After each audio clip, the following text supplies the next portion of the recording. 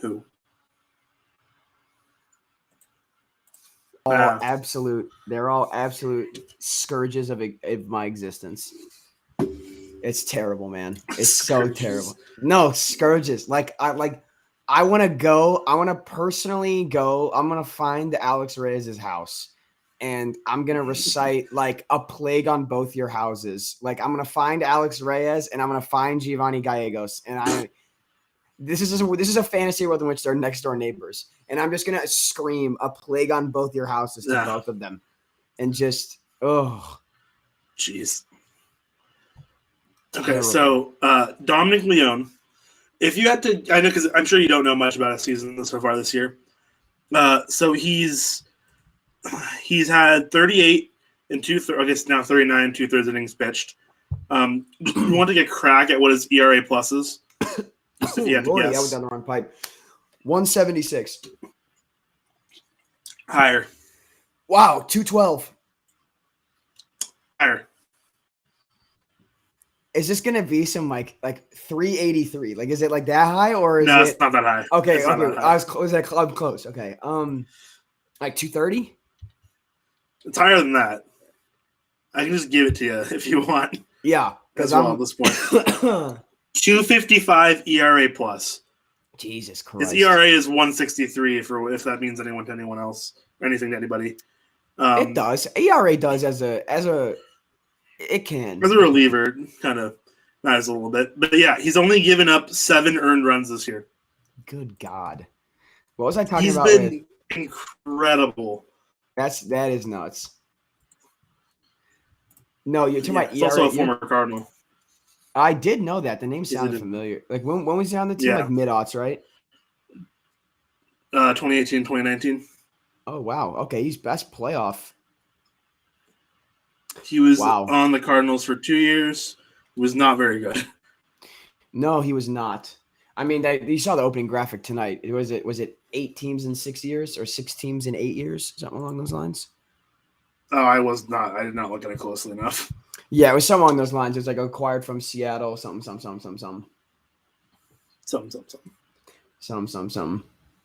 Yeah, Dominic Leone. He's been one of. I mean, but that's the story of Giants finding these like ridiculous like. Where did this guy come from this year? Yes. Like,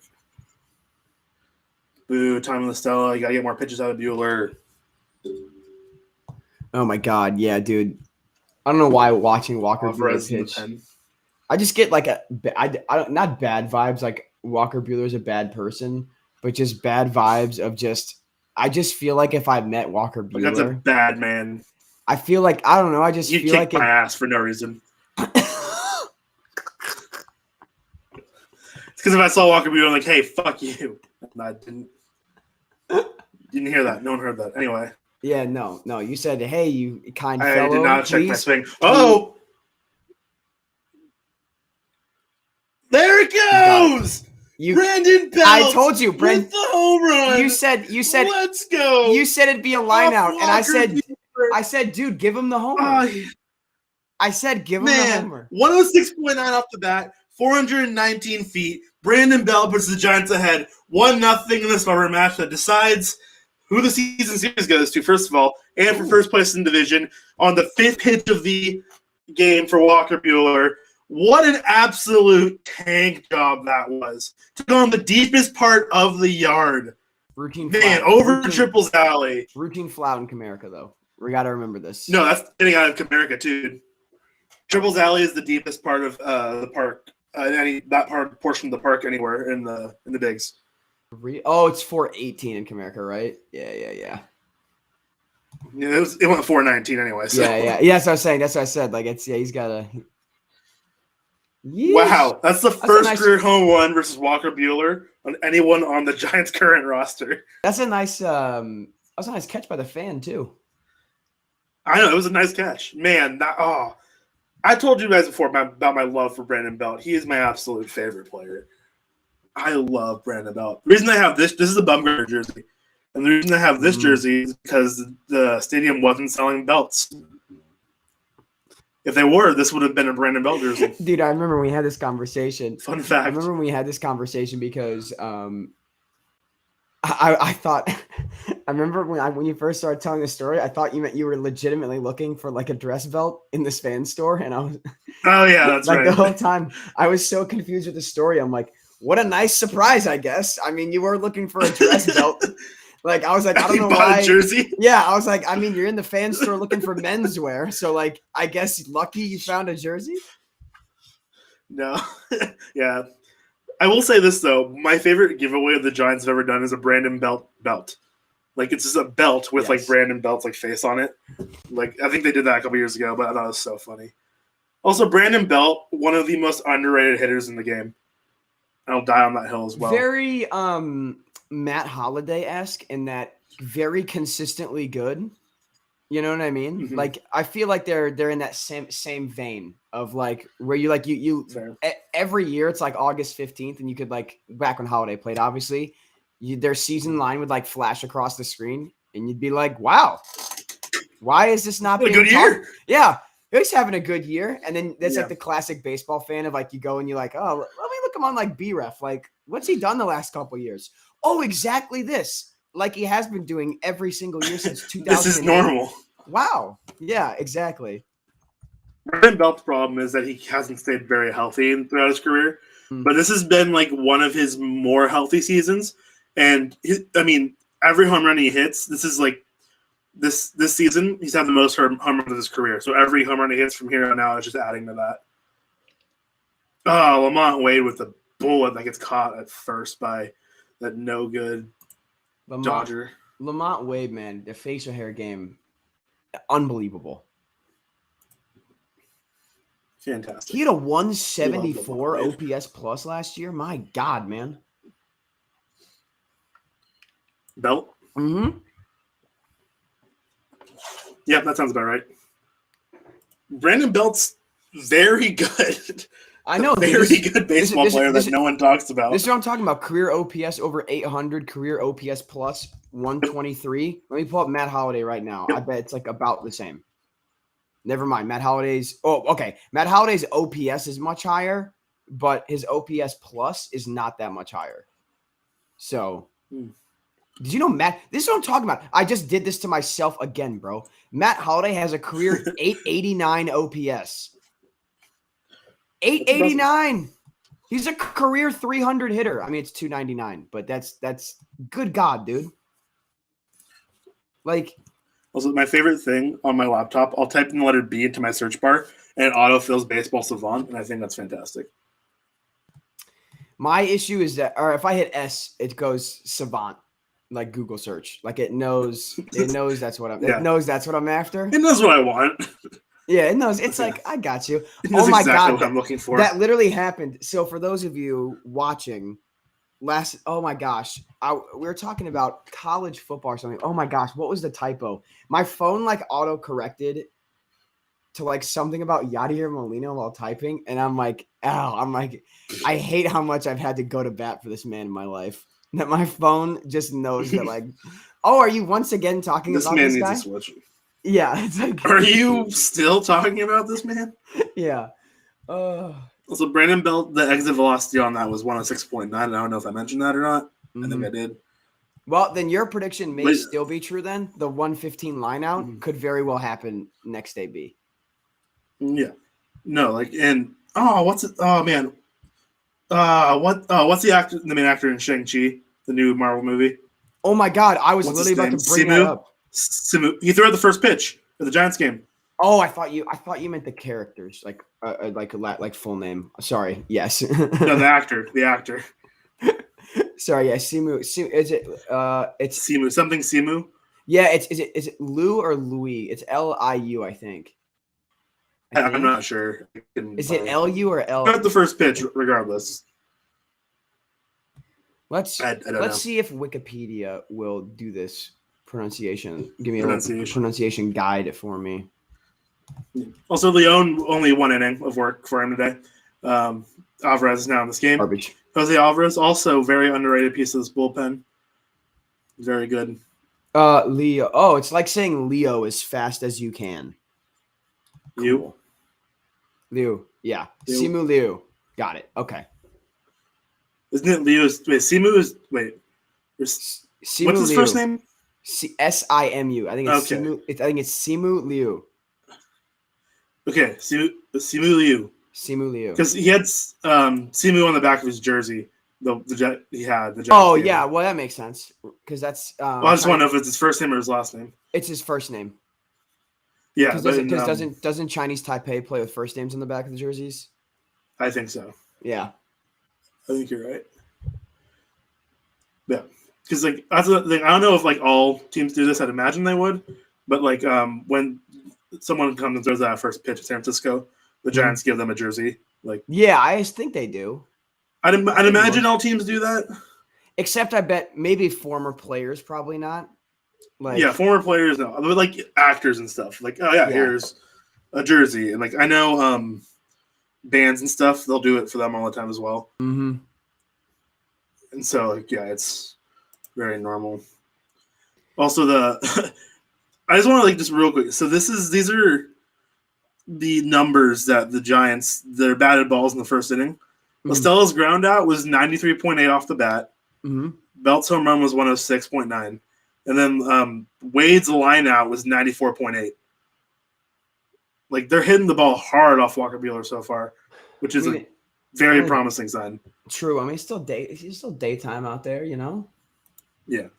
Also, the Lamont Wade Jr. line out had a 760 XBA. You know, they're probably jumping on pitches early so that way they can hit it, you know, while it's, you know, still daytime, ball's still alive and stuff, you know? Yeah, I'd imagine so. Like, because the shadow, you can see the shadow behind home plate. Yeah, it's starting That's going to creep in quick. Mm-hmm. Like, in the third inning, they'll probably already be over the plate. It'll be tough, and Alvarez needs to throw a strike. My goodness. Also, I don't know if we've already mentioned this. I hate these jerseys for the Dodgers. I think you mentioned it slightly off air. I don't think we were on there yet, but I hate them. They're gross. Yeah, it's too much, man. They're hard to look at. It's just very blue, and it looks like they're wearing like a jumpsuit, and I don't know, man. Like, yeah, it's just a lot. Yes, it's. I mean, I get it, but also like, ew.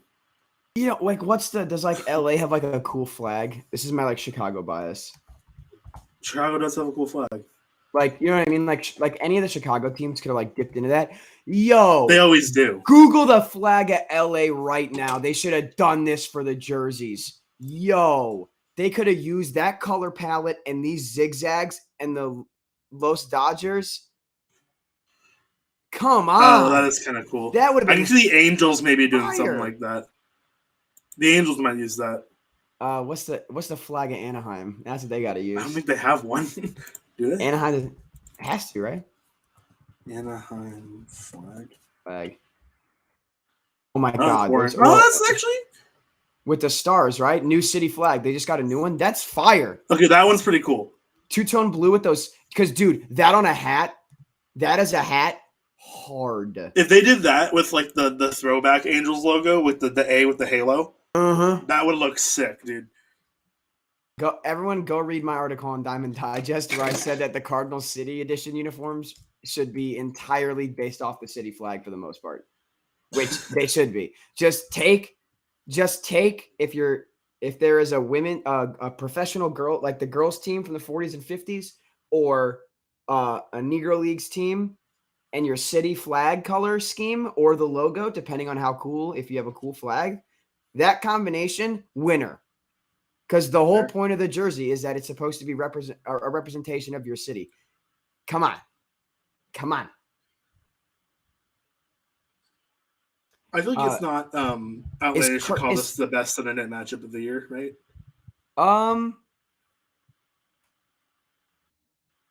Yeah, right? It's literally the two best teams in baseball. Right. I just don't know. Was there like a healthy? No, the Mets have been healthy all year. Never mind. I was gonna say like a healthy Mets Braves has a lot of star power. Like, you know what I mean? That's fair. But obviously, also, like, this is obviously winning percentage, of course. But in terms of like, It's also Yeah. September tied Yeah. atop the division. Like The stakes in terms of like the stakes are so high. The X factor is definitely high. Oh yeah, absolutely. Need Alvarez to actually. Oh, good. And the Padres. The Padres.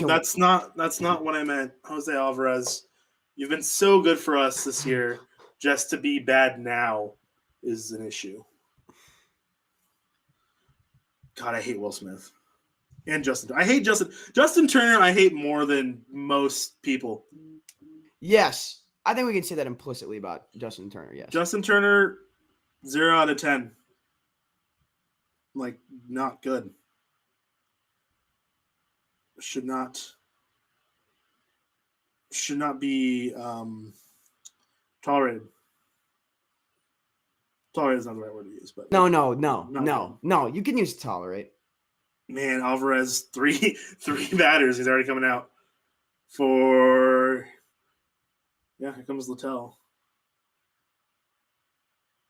Yeah, I don't know about that move. Also, I think Gabe Kapler's a bozo. I don't think he's a very good manager. Dude, this is what I'm worried about with the Giants. Like, if they're this good, there's no way he gets fired, right? Like, well, he's got another year on his contract anyway. Right, but like if the Giants had gone like 66 and 96, they maybe would have fired him. Maybe. Because the bullpen, well, I mean, if they would have, that would have been like expected though. Like, remember the Giants weren't supposed to be good this year. No, true, but that's my point. Like, weren't they projected for like what 72? 74 and a half. 74 and a half. So, like, let's say they were if you finish 10 games, or like 66 is 8 games, but if you finish 8 or 9 games below what you're expected to, and you're already expected to be a losing team, that's fired territory. That's brutal for sure. You're right. Or you could be employed by the St. Louis Cardinals, and it won't matter how bad of you do at your job because our team is 3-year extension. Our team, yeah, extend Jeff Albert meme. I love those gifs, dude. Anytime. It's so funny because every Cardinals fans will rightfully pick up the pitchforks and like the torches about Jeff Albert, and then all it takes is one Tyler O'Neill like 480-foot home run for us to go, all right, yeah, extend Jeff Albert. Yeah, the Giants. So here's the thing with Giants fans. I'm in the minority of saying that Gabe Kapler is like terrible. Really? Yeah. He was a lot of Giants fans like him. Wow. Yeah. And I mean, I get why, because on the surface, this team is very good. Mm-hmm. And like they're a very good team, but I think they're good in spite of the manager, just like the White Sox are. Like they perform in spite of the managerial decisions. And Kapler, fantastic offensive manager. Like he's very good with the offensive, or like the decisions to like pinch hit and stuff. Like, got it. Stuff like that. Very good at that. He has zero clue how to manage a bullpen. That's why these bullpen games worry me so much, because he's not good at like Littell here.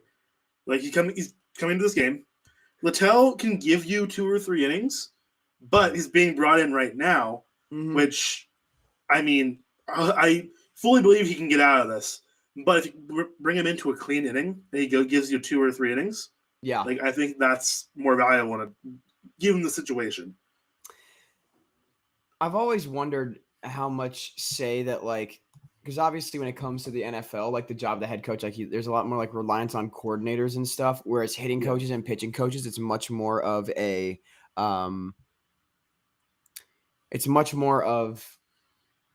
true like instruction role.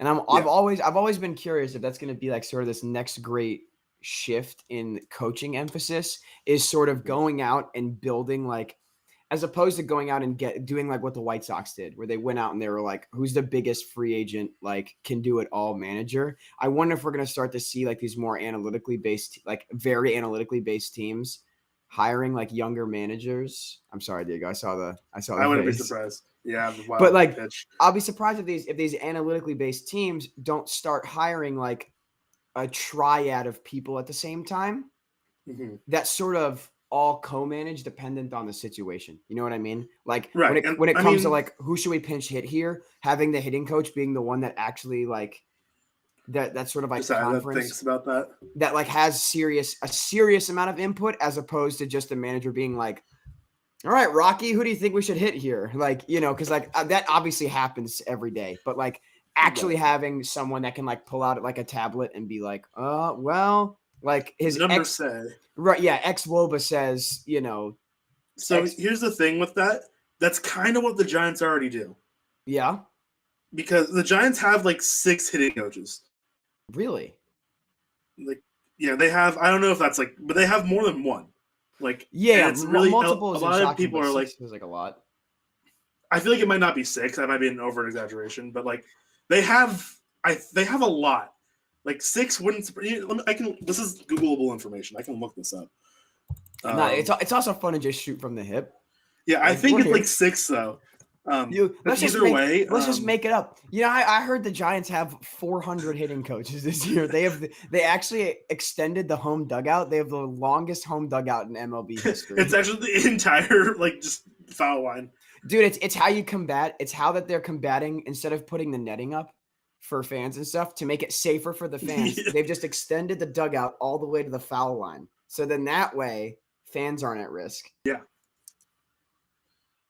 True. You have a bunch of players, like ball players down there who can catch a foul ball. Yeah, exactly. Or just old coaches that can do a little, Yeah. little ole. To quote Mhm. Major League. Come on, Dorn. None of that ole bullshit. Oh, that's an all-time God, movie. Major Man. League's such a good movie. I don't know if you can see it. Hold on. My little Funko Pops back here. Yeah. This one's a Ricky Vaughn. Oh, I think you told me one of them's Vaughn. Yeah. The other one's Jacob deGrom. It's so sad because I retweeted something from the Cardinals from like late June. That's the clip from Major League where he's like, "Today we won a baseball game. If we win tomorrow, that's 2. And if we win after that, that's called a winning streak. It has happened before, and it can happen again." And that tweet has been relevant for the Cardinals for 3 straight months. Oh. Yeah. Man, I feel like we should have seen that when the Braves were literally refused to have the same outcome 2 days in a row. Yeah, and then like we for played like that them, month, and then they won 2 games in a row, and I was like, solid. Were you the guys you're the ones who broke the streak? Yeah, we were. That's so funny. I mean, we played like a 4-game set with them. I mean, I think ironically, I think we lost the first 2 and then won the second 2. Man, it honestly. Okay, sorry to cut you off for that real quick, but like, it's kind of tough watching Bellinger struggle so much, even as like a Giants fan. Oh man, yeah, no, like, it's terrible. It's a little tough. Oh, it's terrible. One of their young Dodgers players finally didn't pan out. I know. Ooh. But like he was so good. He just fell off. He didn't have like a decline or anything. He just fell off a cliff. Dude, he needs to play first base. He's not a center fielder. I've said this before. He played first base against the Giants in July, and threw it like halfway up the. I was at that game. So Diego, here's the thing. This is a slow burn point that I have been proven right on in my friend group from back home for like 4 years, because I said by the end of Cody Bellinger's career, he will have more games played at first base than he will center field. I still think that that's true. And if you look at all of his injuries, obviously, I am not a doctor. I'm not claiming to have any sort of medical expertise. You are, in fact, not a doctor. That is not a doctor, Carson. I'm getting a master's, not a PhD, guys. So that's a very important distinction. That's true. He has had an issue, a chronic right shoulder. His chronic right shoulder injuries. Play him at first base so he doesn't have to throw the ball or dive. Like, he constantly, like, it's injuries like that. And I think what's happening is he's playing through, I think, chronic fatigue and chronic fatigue and chronic Zach pain. Littell got out of it. Anyway, sorry, keep going. He's playing through chronic fatigue. Yeah, he's playing through chronic fatigue, and I think what's happening is if you look, you go to his Savant page, here's what's happening. Mm-hmm. The underlying numbers and all that, it's velo, and it's velo, his like max velo, his average velo. Like, it's okay. He's just whiffing a lot, and he's not he's elevated. His fly ball ratio is just like way higher. So I think what's happening is to compensate for the pain he's in, I think he's changed his approach a little bit. And I think he's trying to overcompensate his right shoulder, and it's causing him to fly out more instead of hitting more home runs. Again, I think that sounds right. That's like couch fan theory, but I want to make it. I think that's very plausible, and I think, like you meant, he's also a young player in a slump. And when you're a young player in a slump, you go out and you try to swing for the fences, and he can't because his shoulder will keep hurting him. So he's in this like vicious perpetual cycle.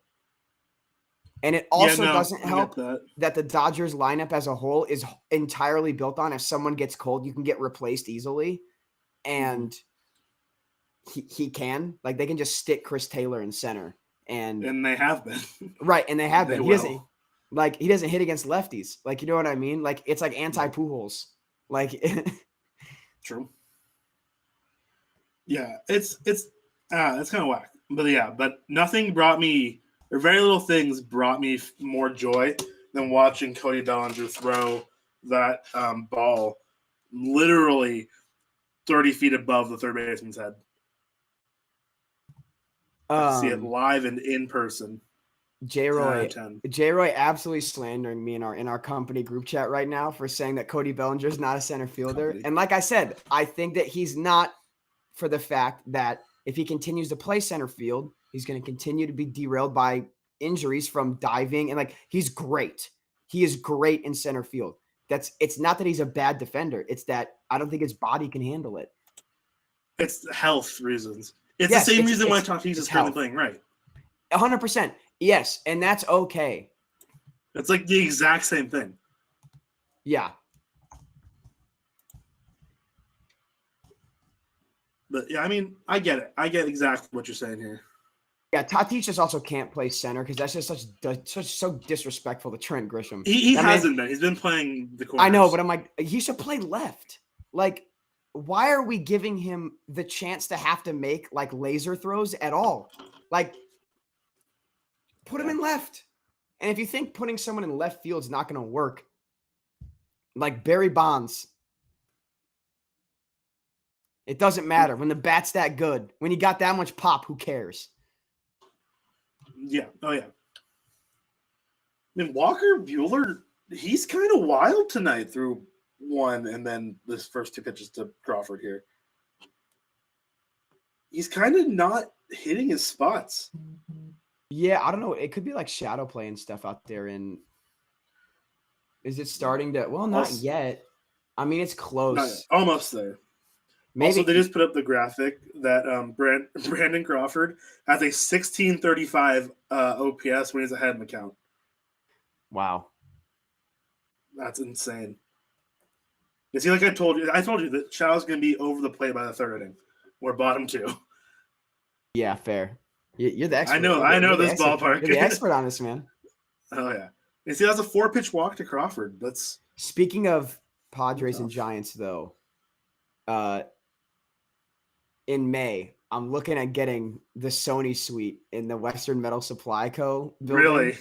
I'm thinking about it because Reddit told me that if you, for like the 8 to 16 person suites, like which is the Sony one, like the smallest one or whatever, it comes out to like, it's like there's like food, like that's like the package you can get that has like food and bev like included. It's like $100 a person, which I was like, 16 other people. I know like 10 other people for sure. Like it's an 8 to 16 person. That means I need 6 more. That feels very doable. I have enough dumb friends. Like, don't get me wrong. I love my friends. I have enough friends that are willing to go. If you're not calling your friends dumb, or even your friends. Yes, exactly. I've got enough friends willing to go. Like one of my friends, she just moved out to Oakland. She's working for like a housing nonprofit initiative. Like I texted her and I was like, FYI. You know, Oakland and San Diego are not close, right? It's an hour flight though. Oh yeah, it's an hour flight. Yeah, it's an hour flight. I guess you're like, yeah, I'm gonna be flying too. So yeah, I would like. That's the point. I'm texting people that I know that are. It's like a reasonable, like even like where I'm. It's like it's maybe 2 hours flight for me. You're gonna be there, dude. Yeah, no, but I'm gonna have to fly out there still though from Chicago. Well, yeah, but you're just yeah, gonna yeah, be yeah, there. yeah. I know. I'm just saying, like, even for me, I'm flying from the Midwest, and Right. it's like 4, like, which is Yeah, it's definitely like maybe a 2-hour flight for me. yeah, exactly. So that makes it a lot more doable. That would be sick though. Yeah, I have to email the Padres. It says I have to email the Padres like suite holder person. Okay, I didn't get out, but Mikey Schremsky, man, he's been struggling too. So I'm so glad he's getting that big hit right now. I did love that stat that he's a 2-strike homer merchant. 2/3 of his bombs. 2/3 of his bomb come to 2 in the game. That's nice.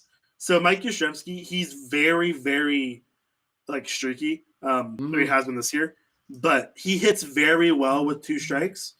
And as of late, he's been striking out a lot. But a lot of the times, he's one of the best, I think, 2-strike hitters in the league.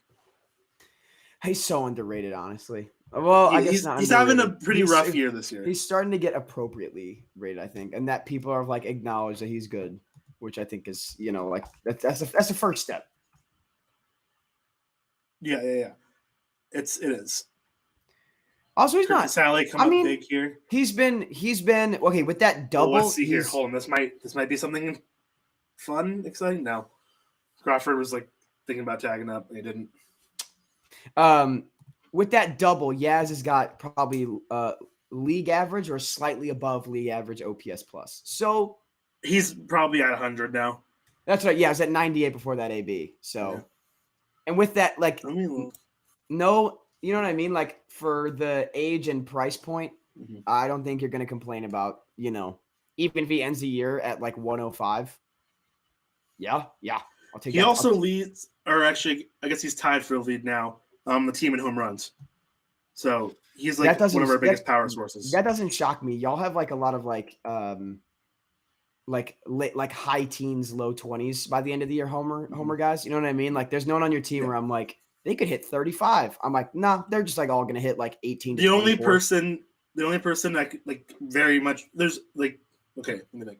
Brandon Belt's the only one I could think realistically put up 35 in the season for the Giants. Yaz maybe. Belt's extremely he hits very homer happy. Like when he hits one, he comes in bunches. I wouldn't be surprised if he has a multi-homer game tonight. I mean, all right, we're talking this year for the Giants, right? Because like Bryant, yeah, pending a Bryant extension. This whole conversation is predicated on, right. Yeah. I meant like, yeah. I was more so talking about like any given year, but that's also like, I mean, that's more so like over the past few seasons. What's Longoria's contract situation like? Because like I know Bryant. I think he's got another year. Ooh. He might have one more year. Let's see. Oh, yeah, Steven Duggar down the line. Oh, my God. Called up today. He was called up today. Playing 2 against Walker Buehler, and he's hitting 8th right in front of the pitcher, too. A triple. Hey, sounds like we're letting the pitcher hit, lad. Sounds like we're letting the pitcher hit. Is all I'm going to say. Oh, no, absolutely not. They're definitely going to pinch hit. My guess here is probably suicide. Actually, no, I don't know. Suicide squeeze. They could. Littell could easily go another inning, and they could. Duggar's fast. Yeah, I know. What he just trade. Yeah, I just watched that man. He's watching a triple. I'm like, I just watched. Yeah. No one said it. No way. Longo's a free agent after 2024. That also sounds right. He's still riding the Rays contract.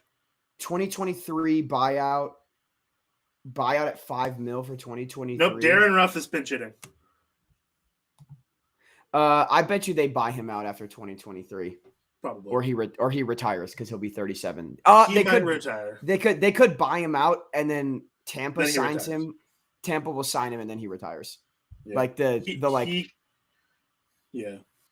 somewhere with Tampa else. Because like Evan Longoria for the Rays on a vet minimum. I mean, like Yandy Diaz or Evan Longoria. Like I ticket sales, like true. That's good. That's good press. Also, if he performs like the way he has this season next year, then because like he's had a good year until he got hurt. Then he's been a little rusty. But he had a 140 WRC plus before he got hurt. Of course, and that's what I mean. Like that's why I think that. Let's go, Darren Ruff driving Duggar in 4-1 Giants. God. Weep, Dodgers fans weep. All right, listen. I don't care. I'm not gonna say that yet, but no, Diego, don't worry. Here, listen, who's the villain on the stream? All right, we all know that your team is the plucky. How are they doing this, Giants? Okay, it's true. Dodgers weep. I love Darren Ruff. Dodgers weep. I can't wait to beat y'all in the wild card game. Adam Wainwright will outpitch Walker Buehler, and it will be grand. It will be grand. So I don't know if you've seen this. Every now and then, you'll see me, and this happens on Giants Twitter kind of a lot. Whenever Darren Ruff does anything, you get tweets it's just rough bark woof woof, and like just because I was started on Giants Twitter, and every time Ruff does something, it's just you got the entirety of Giants Twitter barking on the timeline. Oh my god! And no, this is fine. So good. You know what? You know what we'll do? You know what the Cardinals will do for their secret weapon? They'll pitch Clayton Kershaw in the wild card game. We're gonna claim Matt Adams off waivers next week, and then pinch hit him against Kershaw, and it's guaranteed 430 to right field. Guaranteed. Kershaw's never pitched in a wild card, and I feel like he might crumble. If Clayton Kershaw pitches against the St. Louis Cardinals, he will get absolutely smacked up. Also, I didn't realize. So I remember last week you were like, "It's all it takes is a sweep against the Reds," and you guys came pretty close. And you guys are right back in the thick of that wild card race. And had we won today, we'd be exactly one game out. But instead, we are 2 games out still. Still though, like we took, you were right. You were right. I give you props for that. And the other thing too is like. If you look at yes, did we lose 2 out of 3 to Milwaukee? Yeah, but we had a positive run differential. And every game, like we were there. The second game, obviously, we got I know we got shut out the second game, but like our starting pitching pitched really well. No, maybe. Dang it. Okay, never mind. The camera work on that wasn't great. I mean, it's dude. ESPN this whole year, I don't know what they're doing with like the field mic or whatever. Like it gives me the impression that like anything hit 140 feet or more is going to be an absolute bomb. Yeah. Cardinals have 3 against the Dodgers and then 3 against the Reds this week. So is that coming week? Starting tomorrow. So you put the Dodgers next or the Reds next? Dodgers and then the Reds. Okay, please show them everything. Diego, look. Please. Look. Here's the thing, all right? You know, you talk about, we're making ground on the wild card. We're not making ground on the second wild card spot, all right? We're going to start making ground on that first wild card spot, all right? The plus from the second, if you're 2 games back, that means you are going to be minus 15 games from the first wild card spot. You would need the Dodgers or the Giants to lose pretty much every game from here on out. You'd have to win out pretty much. I'm sorry, Diego, are you telling me that you would not enjoy watching the Dodgers lose every single game from here on out? Oh, I would. I absolutely would. But statistically, it's practically impossible if you're not the Orioles or the Diamondbacks. Or the Braves in 2011. Sure. I bet. Well, look, the Diamondbacks and Orioles have done it this year where they've lost 19 straight. Plus. Let's see. Yeah, okay. This is the thing, though. Oh, my God. It's 4 against the Dodgers and 3 against the Reds. Okay. Do you want me to be realistic with what I think will happen this week? Split both series, or split the Dodgers series, and maybe split Dodgers win against Cincinnati because we're at home for both. I think that'll help you. I think. Who are you guys starting against the Dodgers?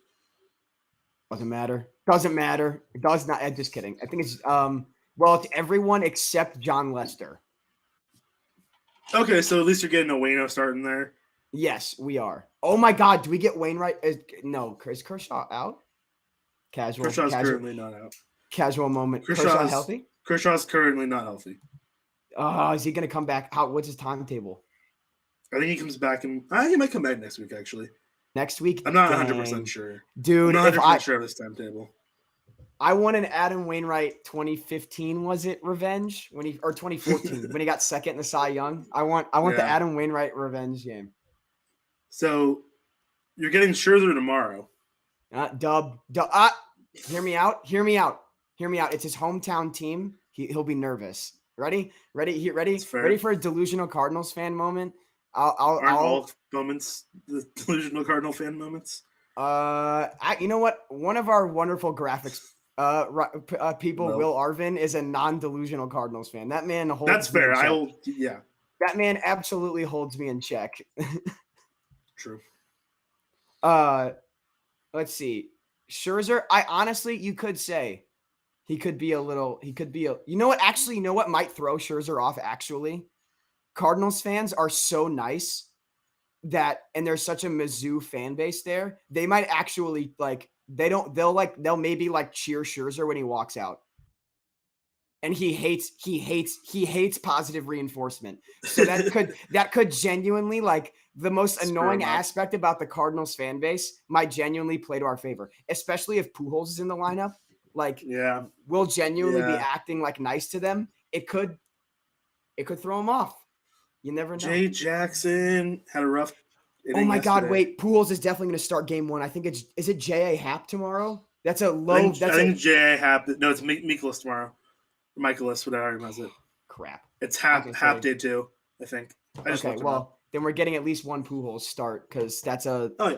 You're gonna get one Pujols start no matter what. It's a disservice to baseball to not give Pujols. Hey, I told you last week. This is what's gonna happen. Okay, Pujols is gonna cork Mookie Betts in the knee with his bat, and then he's gonna take off the Dodgers jersey to reveal the Cardinals one underneath, and then he's gonna put the glove on and run out to first base. He's gonna say, "Paul, take the day off. I got it, buddy." He actually runs out to right field. Yeah, no. Pure 2001 vibes. He runs out to left field. Yeah.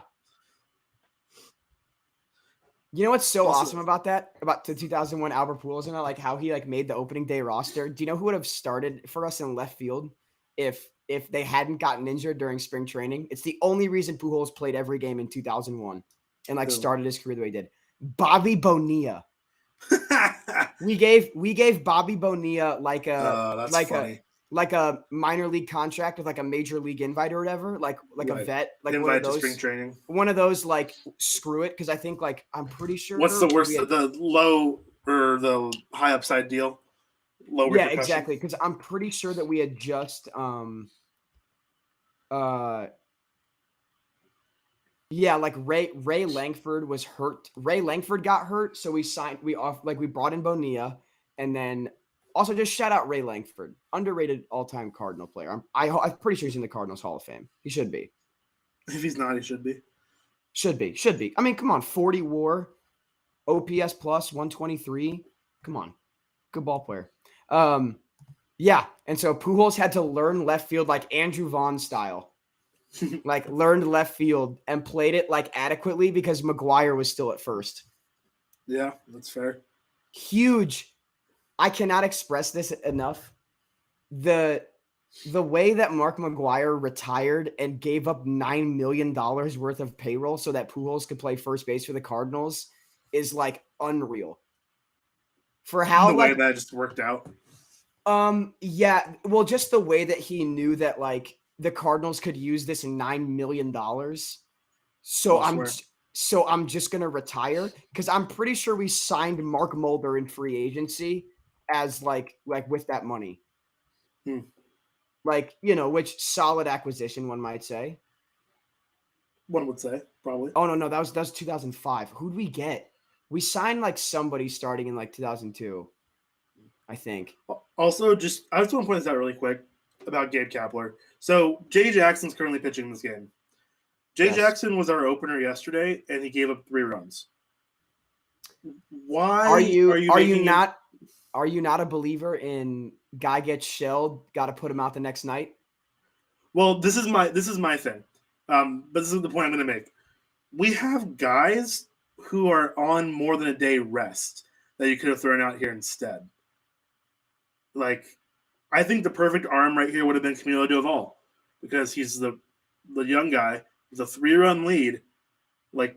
I think this is the perfect time to put him in while you have that 3-run lead. And it's not super, super high leverage because it's only the 3rd inning. It'd be perfect for him. But I guarantee you he's going to throw Doval out in the 7th because he's a Nimrod. But, yeah, I I think I love Jay Jackson. Jay Jackson has quickly become one of Giants Twitter's favorite players, and as he should. Jay Jackson is, I mean, he's not the best player in the world. He'll get shelled every now and then, but he just makes you feel good. Like, he's great. Speaking of things that made me feel great today, obviously I'm a Cardinals fan, and anytime the Cubs win, not great. But can we talk about the fact that Cubs-Pirates game, had Matt Duffy. First of all, sure. Frank Love Matt Schwindel Duffy. Also, continues to get it done. But Yeah, why has he been so good? I just maybe it's legitimately, you know what it could be? It could be the confidence of, he knows that they're going through a rebuild, and he knows that he's in no risk of losing his starting spot. That's fair. It honestly performing. Yeah, it could honestly be that he just needed the confidence of knowing I'm in the lineup every single day. I just got to go out and hit the ball.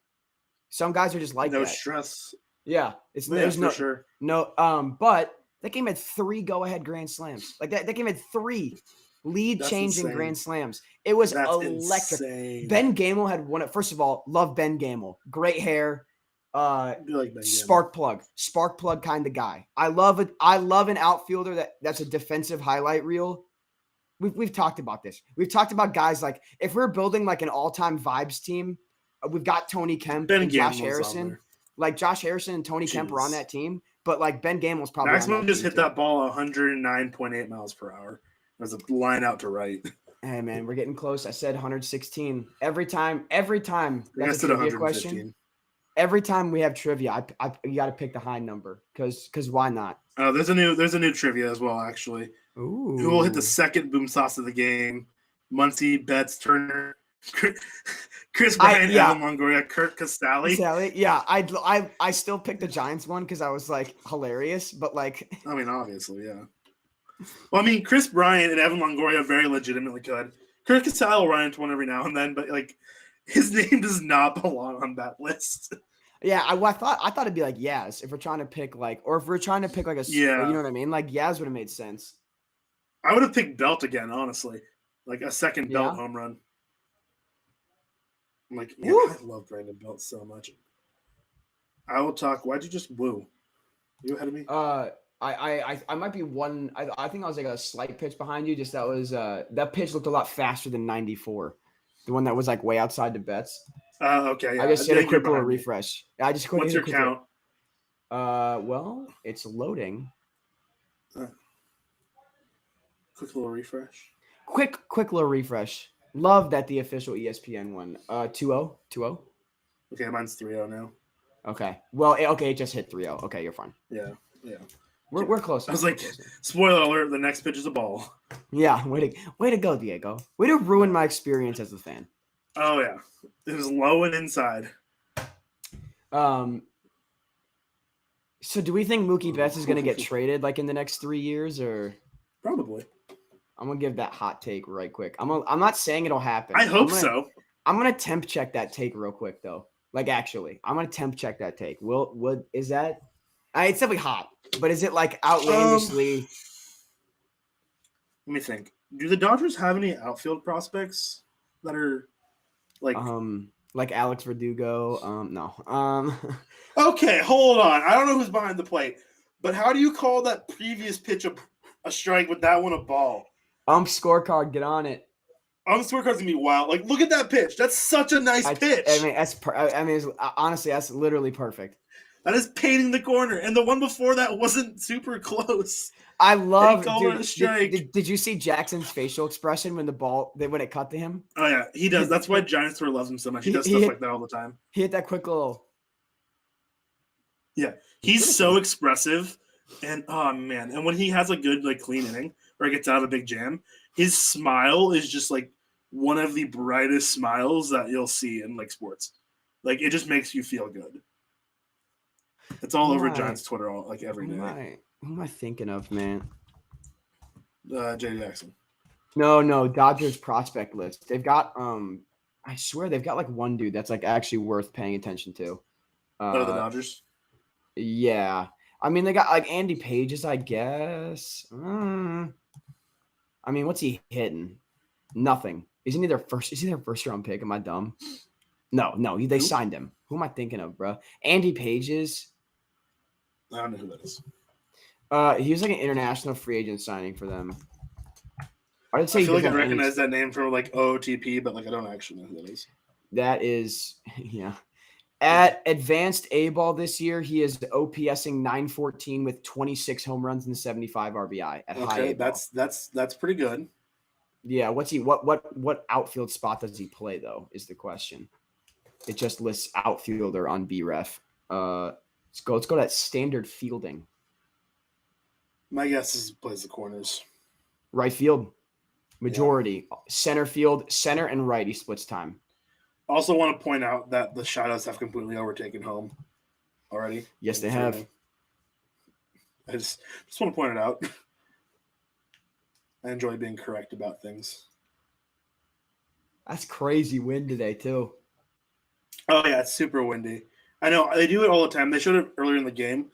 I'm not sure if they do this everywhere, but they'll show like the wind in the ballpark and where it's carrying and everywhere. I did see that. I thought that was really cool. I don't know if we've seen that. They do that broadcast, every game. Every game, the Giants, they show the wind direction and like, it's blowing like 27 now, and like, but they'll show you like the wind direction within the park too. So if it's like blowing like kind of very specifically in one part of the park and differently in another, they show that. It's super cool. I love it. That's also super cool. Like then you can also know like if it goes to right, it's probably gonna die. But also as a fan, like if you're sitting like, oh well, if I'm choosing between like first base or third base side. The wind, it looks like the wind, it would be, the wind will be, towards our backs. Do we want the wind coming at us or like blowing over us? Probably this way. So we're going to sit. I mean, they usually show it like during the game. So I don't know how much that probably is available somewhere before the game. Like you're probably right. No, but also just like, well, you're a Giants fan, man. If you watch every game, you start to pick up on like, okay, if it's blowing this way, then.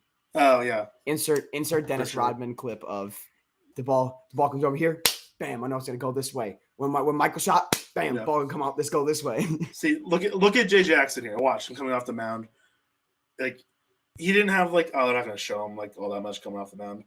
Like he didn't have the best day. We didn't have like the worst day, and he was just smiling. He was just happy to be there. Do you need a license to have a kayak out there? I don't think so. Ooh. I do not believe so. But most people don't brave it. There's a few guys. One of my favorites is so his name is McCovey Cove Dave. Nice.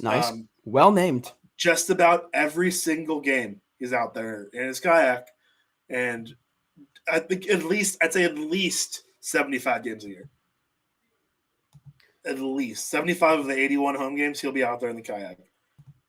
And like when he's not out there, it's usually because he's in the park. So nice.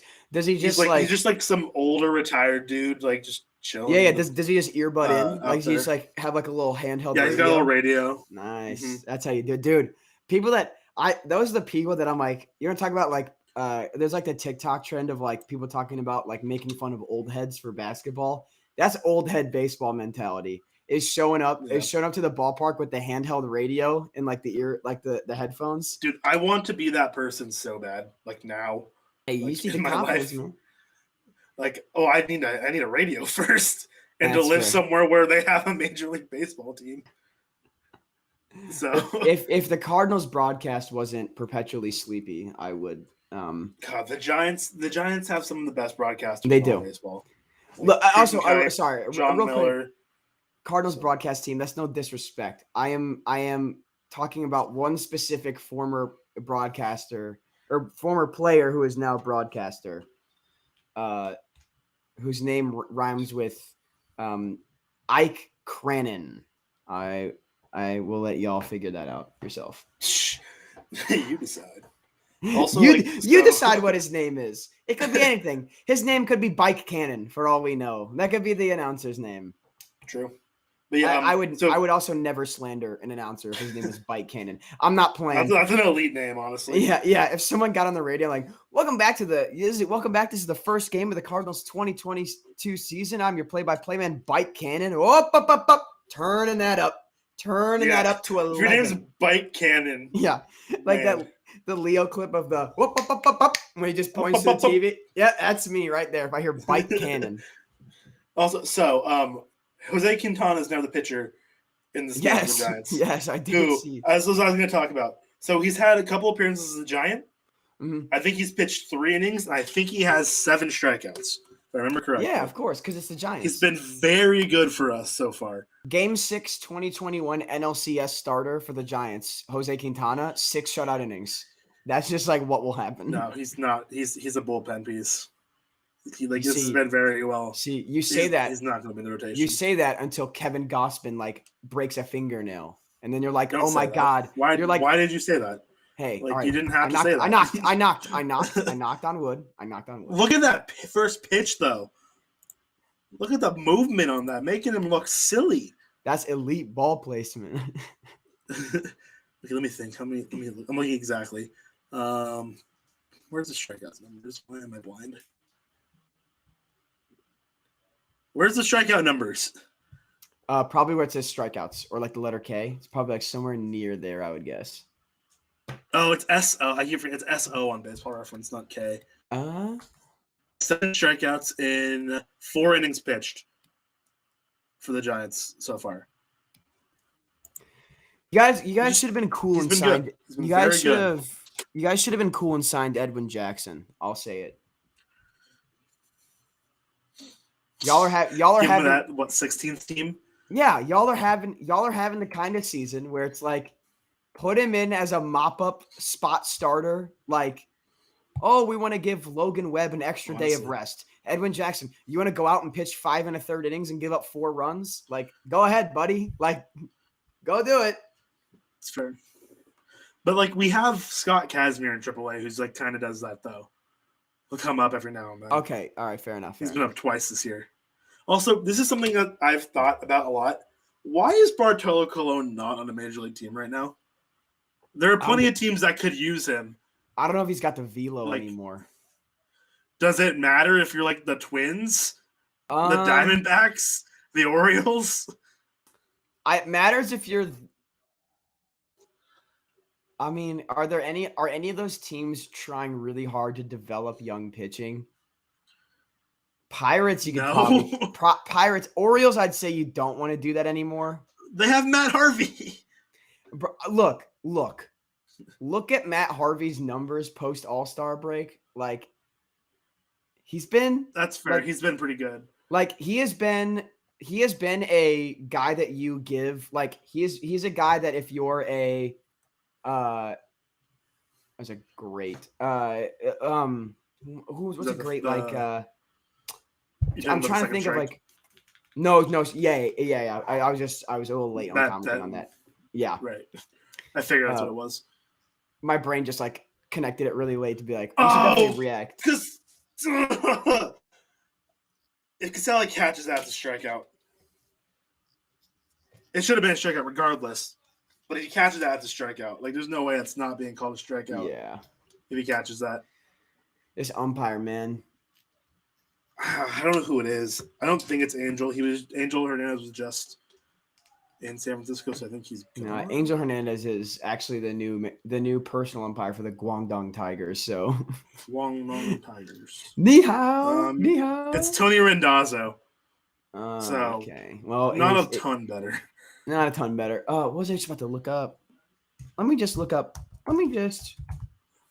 Real quick. Let me just. Like what? Who's? Let's play the game. Let's play a game together. We're about to play the game. The game we're about to play is what team that is going to win in between 75 and 80 games next year gets out of it. Will be pitching Matt Harvey. Let's play that game because that's what I think. I think he's destined for a team like between 75 and 80, like one of those teams where like one of the teams that's like they are very yeah. They're not amazing, but they're like almost good. They're almost there. Oh. We do have new trivia as well, and I got it wrong, unfortunately. I'm thinking. I'm going to answer this question first. Kansas City. See, but he's already played for them, and I'm worried that they wouldn't bring him back because of that, because he was bad. Oh, you're right. I forgot about that. Dare I say the Texas Rangers? I was thinking Rangers, but I don't think they're going to win that many games. I don't think they will either, but like who are they going to pitch? Like True. it might be Texas. Maybe Washington. Yeah. All right, let me look at the I mean, trivia. Trivia. yeah. Identify the leader in barrels per plate appearance percentage. It's got to be. Oh, I got it wrong too. Oh, we picked the same I'm one. It's gotta be the one. It's gotta be the one. I picked that one. He's had probably the least at bats. That was my thing. He does barrel the ball up a lot. That was my logic. Plus, I love him. Oh, I don't want Harvey to end up on the Rockies, but God, that would make sense. The Rockies wouldn't bring him in. He's a fly ball guy, isn't he? Yes, but like, who are they gonna? They're gonna need to sign like somebody. That's the wrong one. Bartolo at this point is probably a fly out pitcher in his career as well, dude. Like, shut up. Like Bartolo. Like no disrespect to Bartolo. No, you're right. That's the thing, but he throws like you're definitely right. He's got to throw like I bet you it looks like we're talking like D3 speed in terms of pitching. Yeah, like that's also, again like this. So up here, I kind of got my baseball thing going on right here. Yeah. This little poster right here, I bought at a little local like shop, and it's pretty cool. It's just a baseball diamond and a bunch of just kind of like general baseball information below it. Nice. It's pretty cool. I got a little frame for it, but they're next to Bartolo. Dare I say, you know what? I'll slander the Reds. Matt Harvey will be throwing for them next year. I could see it. I could see it as their 5. They might throw him a 1 year. Because I don't know if Hunter Green looks ready, dude.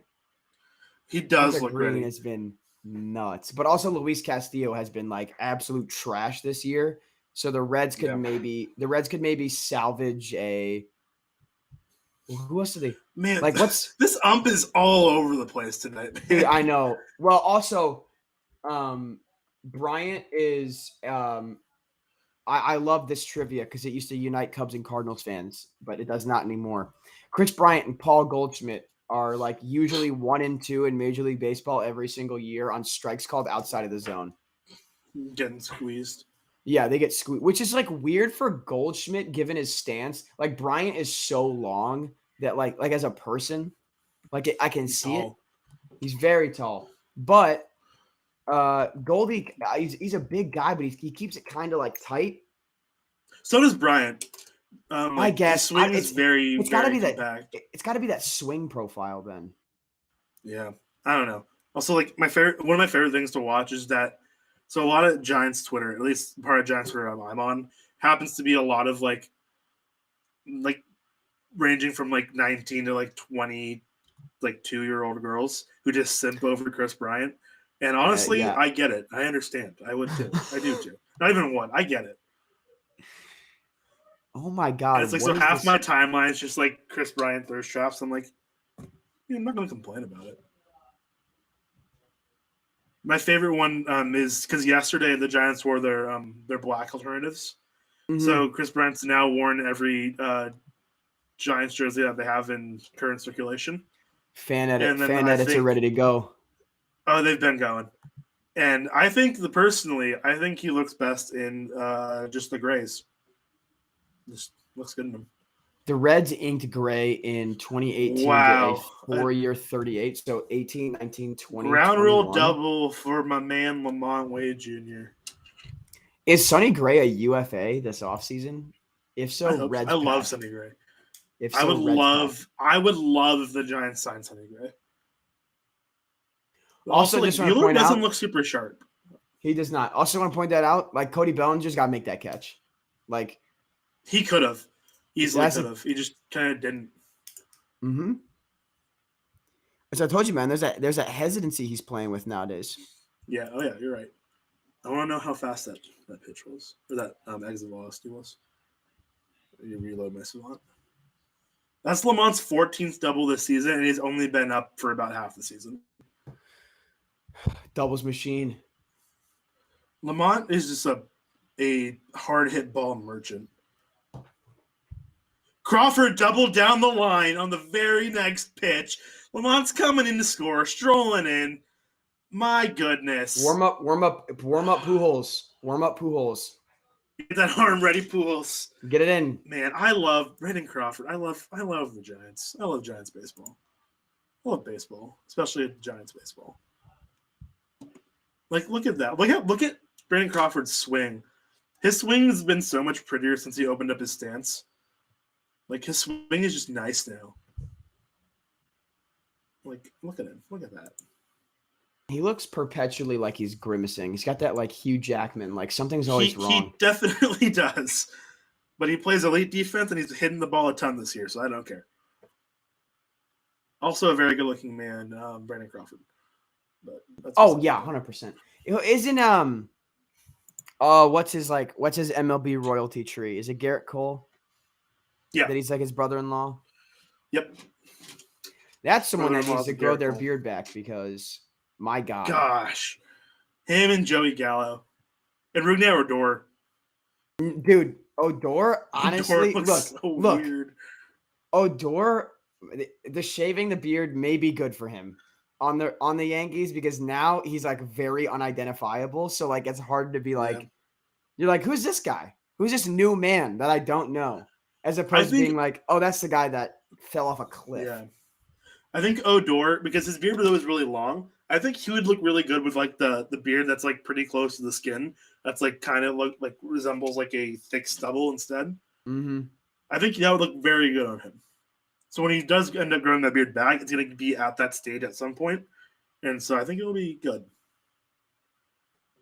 I think it'll look nice on it. But also oh, come on, man. That wasn't even close. That's a 4-pitch walk. My goodness. Should be a 4-pitch walk. I'm upset. The Lamont double was 101 off the bat. God. And Crawford's double was 98 off the bat. See, the way that their luck's been going lately, a lot of these really hard hit balls end up being outs. Mm. So that's why I was like, Brandon Bell will hit one like 115 and it'll be like a line out. And see, swings at that and then just little soft line drive to second when he should have been on first. Ridiculous, man. Also, Bueller's did 47 pitches through 2 2/3 innings. Yeah, it still puts him on pace if he can get it out here quickly to be at 100 through 6. So, I mean, if he does exactly in the next 3 innings exactly what he's done in his first 3, that means we're on pace for 10 runs. So that's fine with me. That's also facts. But like so, the beard I was talking about for I think would look good on Odor basically is what Casali's beard is. So when he comes up to bat here in a second, you'll see what I'm talking about. But Casali, I think Casali's next. Yeah, Casali should be next. Yes, that was Kurt Casali. Yeah, it's like close to the skin, but it's like still like kind of thick. Mm-hmm. It's like full, but like short. It's like what's like juiced up. Oh my God. 5 o'clock shadow. It's like it's like 9 p.m. sunset. It's a dusk shadow. I'm gonna start calling it that. I'm gonna start calling that now. He doesn't have 5 o'clock shadow. He's got 9 p.m. sunset. Sunset. Man. And then PM sun, that's funny. And then Justin Turner's got like 3-day solar eclipse. Justin Turner he's got you live in Alaska and it's been nighttime for 2 months. Yeah. Oh man, drop, there you go. Kurt Casali also with I'm assuming an RBI. I hope an RBI. Yes, an RBI single to left. Mm-hmm. Kurt Casali, man, it's been really, really nice because Casali, and when Posey doesn't start, Casali calls a great defensive game. Mm-hmm. And since he came off the IL in the beginning of the year, he's been very good offensively as well. Yeah, you're telling me about that. How like it's weird because like typically like obviously when you like have a backup catcher or a situation like what the Giants are doing with Posey, it's typically a guy that is really good with a glove that you hope can Mm-hmm. You gives you something on offense. Jeff Mathis it enough. Right. And Casale was that at the beginning of the year where he was like, he caught 5 consecutive shutouts and then he was putting up like doo-doo offensive numbers.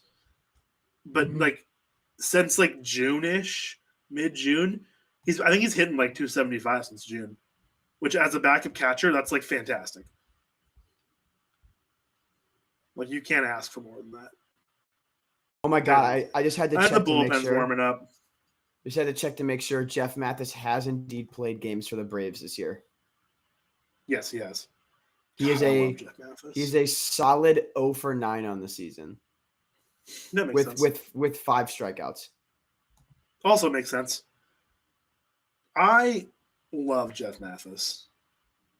If you're a baseball fan and you don't like Jeff Mathis, I can't trust you. Unless he's personally wronged you, which then I could get. But if he's played for your team, I think it's slightly understandable. That's fair. If you appreciate pitching, though. Yes, if he is, I guess, started full time for your. Well, I guess started full time, but like, if he started more than half the games for your team in any given season, I get it. But that's the Angels and the Rangers. Yeah. But I feel like most Angels fans really like Jeff Mathis. I could be wrong. I think so too. I'm gonna find out in our Discord. We'll find out. Angels. Hey, how do you guys feel about Jeff Mathis? We'll find out in the next 2 minutes, and everyone is watching. Messages. Jeff Mathis stinks. Jeff Mathis, big fan.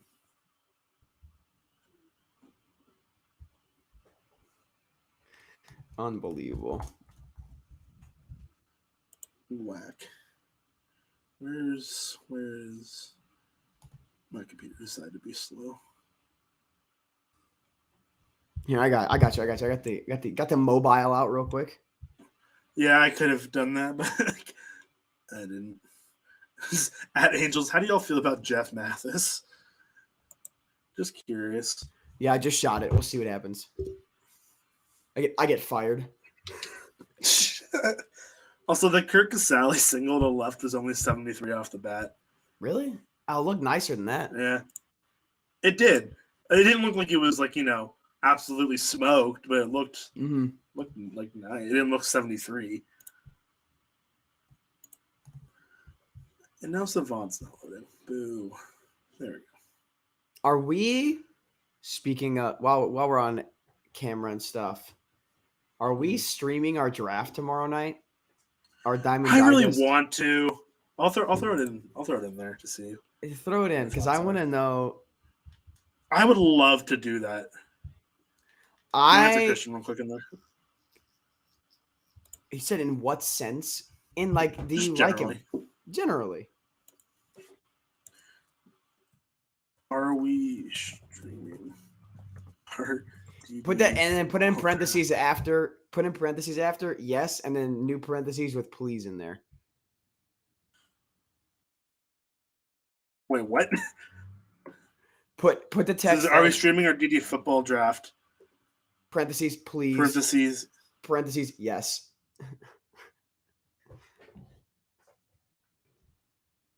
Okay. Let's see. I don't.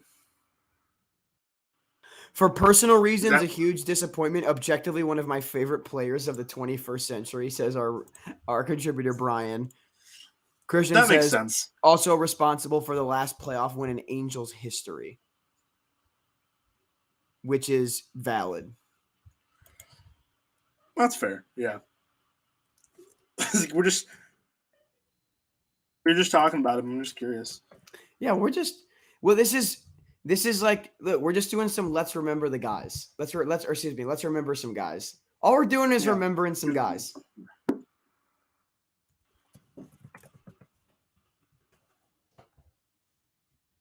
Yeah.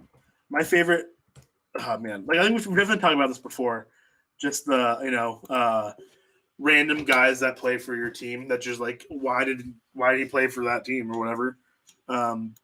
Or he only plays like 3 or 4 games for your team. And you're like, yeah, it's a Cardinals legend, Giants legend, stuff like that. 100%.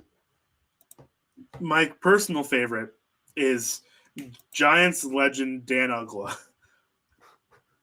And his name is Dan Ugla. That is one of the best home run calls of all time, dude. The fact the announcers would just say that in tandem, unbelievably fun. Also, look at this. The NL West playoff odds, the Giants at 6% to start the year. Absolutely electric.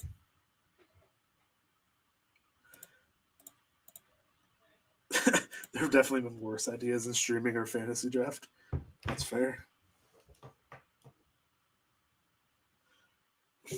But yeah, Quintana, I hope Quintana can get us like 3 innings here. I don't think he really pitched last night. He pitched last night. He can get us at least through this inning, hopefully. I mean, he does that. Speaking of the Angels, though, was today maybe Joe Adell's arrival game? That man was hitting Joseph Adell. Is his name Joseph? Sure. I don't know. I feel like it might be. Watch it be like Jonathan. Jordan. That would also make sense. Josiah. Jordan, you're right. Jordan Scott Adell. Nice. Jordan is my middle name. But no, he hits mine's Michael if we're just talking. So just throwing out middle names. Well, no, Belly looks like he's limping a little bit. It's because he's hurt all the time. Yeah, right. Wrong. That was an awkward swing.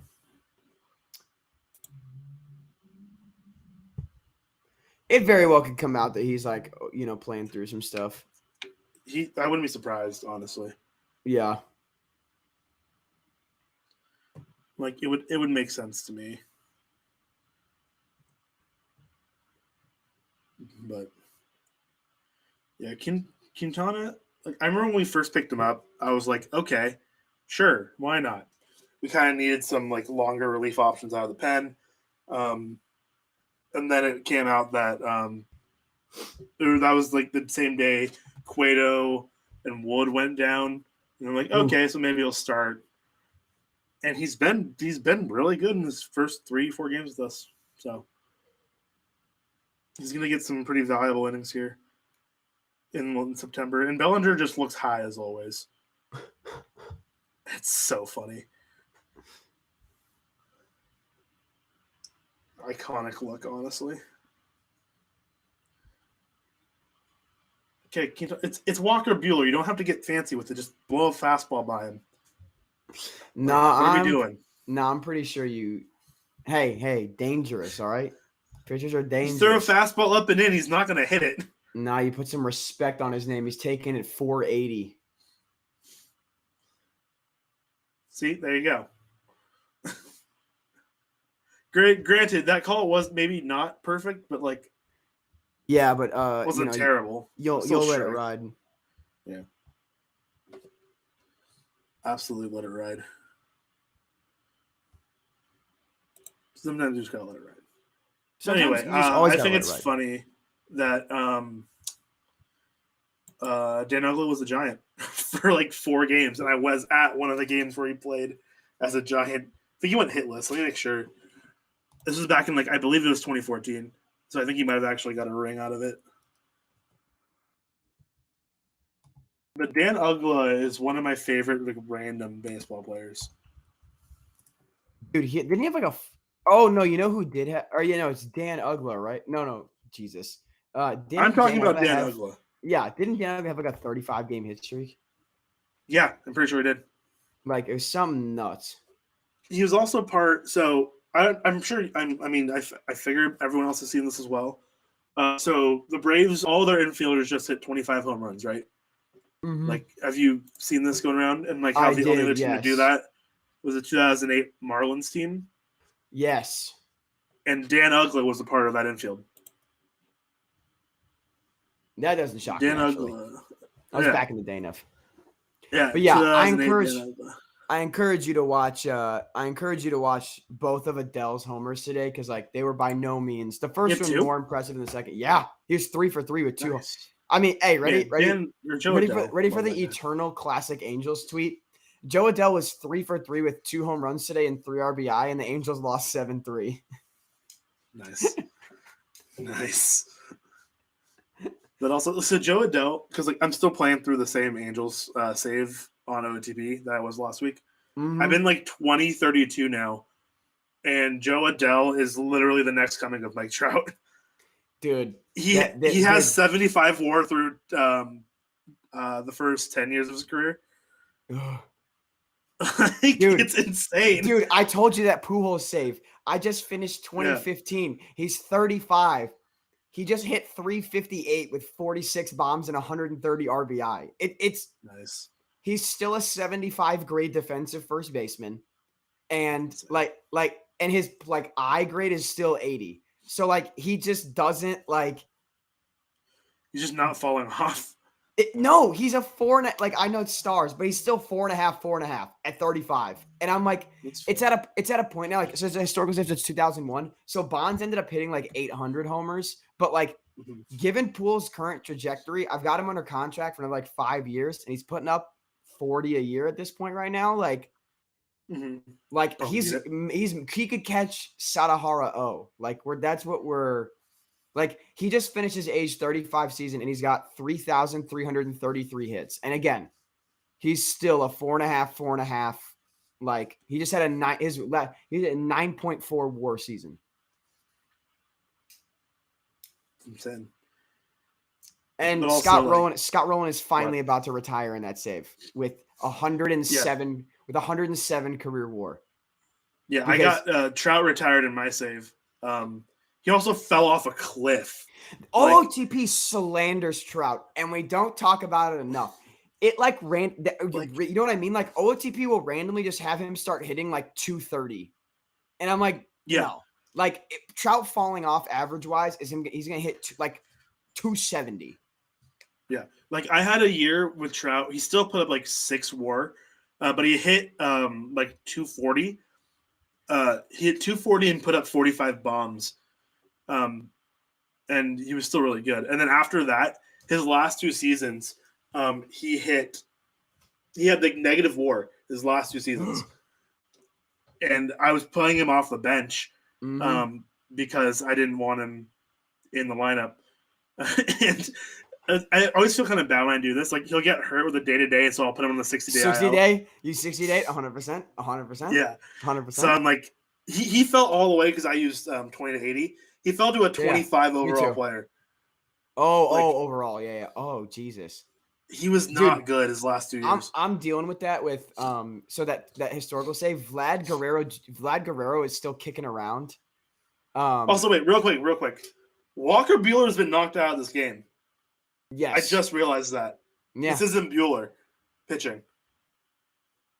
The Giants tagged Buehler for 6 runs. I think I might be a little behind you, but is Quintana about to get a hit? Dude, no, he ripped that ball foul. No, I saw that. I said I think I'm behind you. Oh, that's a hitter. Yeah, he did. That is a hitter. He's fouled off 4 pitches, and they've all been pretty good foul off. He can hit, brother can hit. He can, and yeah, if he can give us another inning, I'll be happy. Maybe another 2 if he can, but I'm not mad. Also, I'm very happy Buehler's out of this game. Yeah, that bodes well for y'all. Buehler, because Buehler, I think it's safe to say he's top 3 in the Cy Young for NL right now. This is probably his worst start of the year. Yeah. Oh no. Does that feed Carson's narrative that Adam Wainwright should finish even higher in Cy Young? Oh my God, he walked Quintana. And I get trivia points because I said a pitcher won't get a hit, but they'll reach base. Let's go. Oh my God, he walked Quintana. What did I say? I think I said they weren't gonna get on base. I had him. I said no, but he gets on base. Where was this question? You love to see it. Somewhere. I think I just scrolled through all of them and just missed it. Will a pitcher record a hit tonight? Because mine's the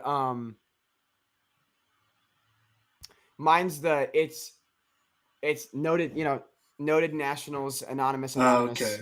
And Carson juicing the bat. I also picked that one. Hey, which we're always juicing him. I'm always. Actually, they should. You know what? You know what? Here's my rule change proponent. Juice the balls even further, but you can only use them while throwing to pitchers. That'd be funny. Like, I want to see Madison Bumgarner, no humidor in Arizona, with like the mega juice With balls. a 512-foot bomb. Dude, he's hitting 15. He's hitting 15 homers. If you gave him like a super juice ball, no humidor in Arizona, that is a launch pad. People don't realize. Even when he plays in Colorado too on the road. Yeah, exactly. 40% Man. of his games, like, or not 40% of his games. Well, no, more than 40. What would that be? Hey, look at Quintana with that veteran base running to make sure Listella is safe at first. Hey, look, it's almost like they should be on the bases in the batter's box.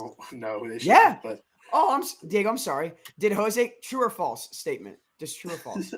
Did Jose Quintana batting improve the win probability for the Giants? Probably a little bit. So here's wait a minute. He didn't even tag him with the ball. Wait a minute. Wait a minute. Wait, I need to see that replay again. Yeah. Kapler's talking. Kapler's out. Hold on. Yeah, he didn't touch him. He didn't touch him with the ball. Yeah, they're reviewing it. Okay, yeah. Because he had the ball in his hand, and he didn't touch him with the ball. He never touches him with the ball. He's safe at second. Review it. They are. Okay. I was saying, where's the Giants bench? I was doing this. I didn't see anybody on the Giants bench like getting frantic with this. Come on, man. Oh yeah, because Kapler already came out and like Does it review that. No, it never touches him. I didn't know. Does the ball touch his helmet? Watch the replay. Like his helmet I don't think so. up. Like I think that's because he was like. I think it's because he just went like and like it moved off his head. I'm like, okay. I'm gonna get audio for this really quick. Oh, what? Wait, it does? What? It nicks the brim. His does finger it? does. His finger, but not the ball. His finger does. Whatever, it's fine. Yeah, he can sit on. We don't need him running the benches. Running the bases? He can just chill on the bench for a minute. Like that's fine. Anyway, there's more trivia, by the way. There is more trivia. So approximately 13 teams have a 0% chance of making the postseason in 2021. Identify the team below that still has a numerical chance according to Fangraphs. All right. If anyone's struggling with trivia tonight, this should be a gimme if you're a baseball fan, period. But also just, Yeah, like that wasn't hard. Yeah, but that's what I'm saying. Too easy, man. I think Peyton's also maybe having a little mercy on me. Throw me a little bone there. That's fair. Also, I just remembered I pulled up Dan Uggla's Fangraphs really quick. It was 2014 when he was a Giant. He did only play 4 games, so that means he probably got a ring out of that, right? I mean, most teams I think are like pretty generous with giving people, a ring like no matter if you played at least 1 game. Like I'll put it this way: or you within the organization, even if the Braves if the Braves win it all this year and don't give Jeff Mathis a ring, despicable. Most hated franchise in baseball. It's fair. But yeah, I just think it's so funny because he literally he got on base once with the Giants at the game where he did. Like, because I remember, because I was 15 and I was like, yeah, Dan Uggla is a Giant, and I thought it was really funny. And we went to this game. I'm like, oh my god, Dan Uggla's starting, and he got. I think he got a block. And then you were like, it's not funny anymore. Then you're like, this isn't. I don't enjoy this anymore. I just thought it was a funny meme. Like, I thought it was so funny because they're in the midst of, like, the playoff race and everything. Mm-hmm. And so I'm like, yeah, that sounds about right. The Dan Uggla's just a Giant. Like, that's like a very Giant thing to happen. Classic Arizona Diamondbacks, by the way. Classic Arizona Diamondbacks drafting a player that becomes, solid, if not good at the major league level, and then trading them away for probably nothing. Let me see. Let me look at his transaction history. So he was traded.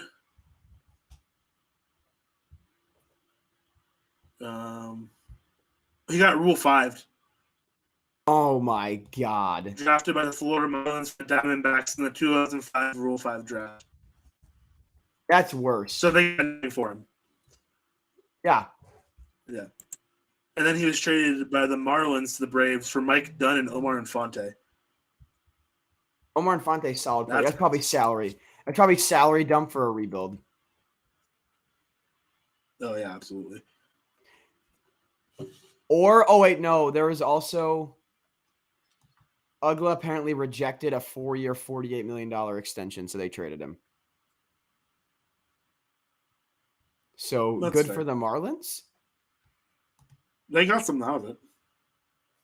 Yeah, I mean, Dan Ugla well, I mean, the 4 years that they would have had Dan Ugla for $12 million AAV, we're talking a guy who played B-Ref. Load this 4-year little thing for me. He was named to an All-Star his second year in Atlanta. Don't know how, given the fact that he had a 98 OPS plus. Hey, Klay Thompson's at this game. Nice. Fun fact, I hate the Warriors. Fun fact of the day. That is a fun fact. In that 4-year really stretch, whack. Dan Ugla, OPS plus of 92 in that 4-year stretch with a 208 batting average and a 316 OBP. So Dan Ugla also had 9 seasons where he finished top 10 in errors at second base.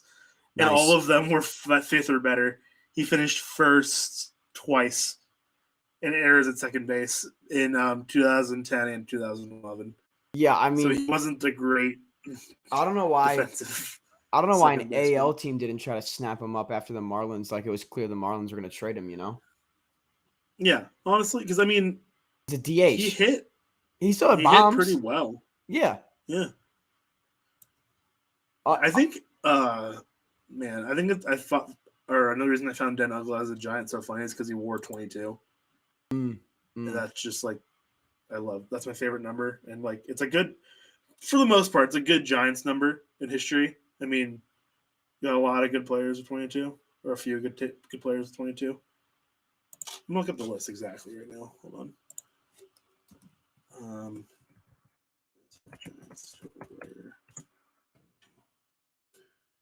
For a long time, I wanted just a 22 Giants jersey with no name on the back, just 22 on it. 5 has always been my lucky number. My birthday's May 1st, and also Albert Pujols. Makes sense. 22's been mine. It's actually, it comes from football. Emmitt Smith. There you go. Yeah, I'm a Cowboys fan. My last name's Melinder, so it's Melinder. So there's just certain numbers that look really good. It's usually odd numbers, like 1, 3, 5, 7, 10, 13, 15, and 17, and 23. Like no one else, everyone in my family has worn like one of those numbers usually. Yeah, that's fair. I mean, I played soccer, so we didn't have last names on our jerseys. Except once. My senior year in high school, I was the goalie for our team, and I had to get my own jersey. And I did. I had to get my own jersey, and I was required to be number 1. Like that was a league requirement that goalies were number 1. Why? It's weird. That's a very normal thing. No, it's a very normal thing. Number 1 is like the goalie number, like in most. I like a lot of professional sports. I like 99 sometimes. Remember, I got yelled at because I was originally 22, and then the league was like, "Hey, you can't wear 22." I'm like, "Why not?" Because like apparently it's actually it was in like my high school, the league's soccer like manual, whatever. That gotcha. Starting goalkeepers are required to wear 1. So my junior year, when I was the backup goalie, but I was starting on defense, I wore 22 in goal because I wasn't the starting goalie, so it was fine. But anyway, I got my name on that jersey. And my last name is Franco Carino, so it's long, and so it's like smaller font. Everything it's in my closet. So I might grab it at some point just to show it off. But dude, the coolest jersey of all time. My friend Emma, she did a semester in Germany. No, she did a summer in Germany, and you know how like in soccer, like in England, like there's there's like the Sunday league. Like if you just have a team, you get together. They have that for field hockey in Germany. So why does it sound so lit? Dude, that sounds like awesome. She played like 4th league German field hockey. and played on the team, and so she's got a custom like it's sponsored by like a German company, and it's got her name on the back, and she's got a home and a road. So sick. Dude, I told her so sick. they didn't sell jerseys as like part of their like merch or whatever, but I told her I was like, I'm still mad that you didn't push for that because like our whole friend group, we were like, I would have bought one. Yes, I'm like, we all would have rocked. We all would have rocked some of those, dude. It's electric, man. That's so dude, good. And they're so sick. They're so sick to this day. Oh my God. That would have been that would have been so cool, man. That'd been sick. Okay, Sally, if you frame that a little better, that's a strike there, buddy. I know that pitch had a ton of movement on it, but Giants first 4 pitchers, 8 outs. Quintana 6.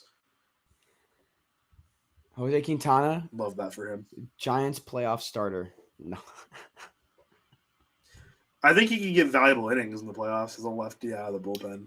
If you guys have absolutely blown a team out in the first 2 games of the division series, I wouldn't be shocked if I'll be honest. I would, just because the Giants, they don't stray too far. They won't skip someone's start so they line it up better against someone else. They don't do that at all. Some teams will do that. Like the Giants just don't. They're very much like, this is what's been working. This is how we've been doing it. We will continue to do it this way because clearly it's all working very well. So we're not going to mess that up. And I respect it.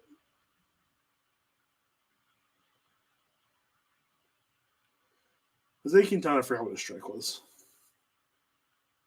I think his arm's getting tired. Probably. I mean, what's he at? Inning yesterday. 30? Yeah, 30 now. 31.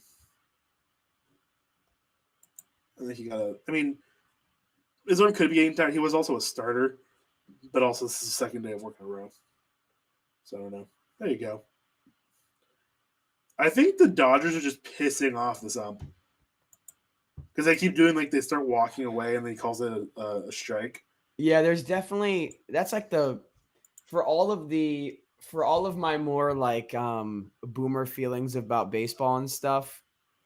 That's one that I'm always like I do enjoy that little chess match between a player and an umpire of when they take a close pitch and if they don't think it's a strike, they'll ask the ump what did that was it because it was high enough or because it was in enough because where was it?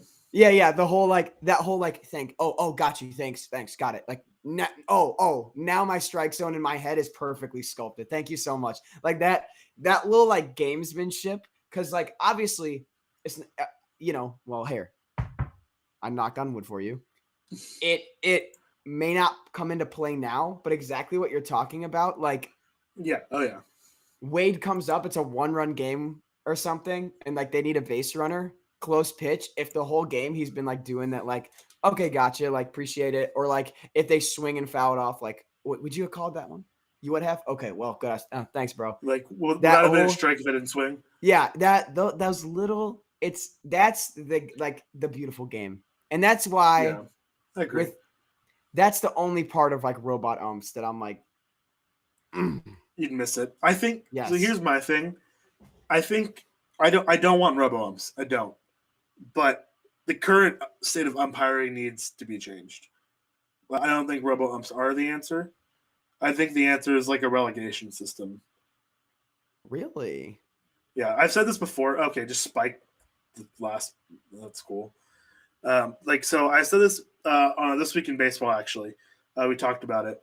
And I think you should be able to send umpires down to the minor leagues. So I assume that you're leaving this then to the umpires union. They would vote on who would get promoted each year and who would get relegated. Would the MLB vote on who gets relegated, but the umpires union vote on who gets promoted? That way both sides have a say? I'm really not sure. I don't know what that exact answer is. Oh, there's Doval. I find that's really intriguing though. I like yeah. I mean, I love the concept of relegation in sports period. I think it's super fun. So it is. I think it is too. And I think it honestly would solve the issue of umpires just being complete trash. and not being held accountable for being terrible. Like, I think because I remember when I said it, I'm like, yeah, that like if that were the case now, Angel Hernandez would be in low A by now. Like, he'd just be keeping demoted lower and lower and lower because he's bad. Yeah, but then you'd also like you'd get guys like Joe West who have been doing it forever who just don't have it anymore. Like you'd force them to retire pretty much, and that's like it's sometimes like you just need to know. I think implicitly when your job requires insanely strong eyesight and like rapid fire judgment skills, that the best umpires in the game are the ones that are widely or like often called on to call our most pivotal games should be like no older than like anybody on the field. Like, so like I like late 40 like maybe. Yeah, like late 30s, 45. late 30s to like mid 50s. That's fine. Though that's who should be calling games. Like my dad fair. My dad turns 51 in a couple weeks. I would trust my dad, like in terms of like, would my dad have it for like 3 hours? Yeah, like sure. That's fair. I'm willing to call that. But like, we're talking to my dad at 91. I know it doesn't happen with umpires, but like, you know what I mean? Like, there's got to be How old's Joe West? He's Joe almost West got to be like. He's got to be 70 something. Like it's Like Joe West has got to be like 65. Watch him be like 43. That'd be so funny. No, he's been umping since like the 80s, dude. He is 68 years old. He turns 60. Yeah. Oh my God, he's born on Halloween. That is so fitting. The scariest man to see on an ump card is born on Halloween. That's so good, dude. That is so good. Well, he probably won't be working on his birthday anytime soon because he probably shouldn't be calling a World Series game ever. No, probably not. I do like that they call that, or like the umpires kind of vote on that. And then Angel Hernandez gets mad and tries to play the race card. And tries to sue. Like, do you know how funny it is? Do you know how funny it is that a federal judge dismissed his case? I had to tell him he was bad at his job. Like it would be one thing if a trial was held.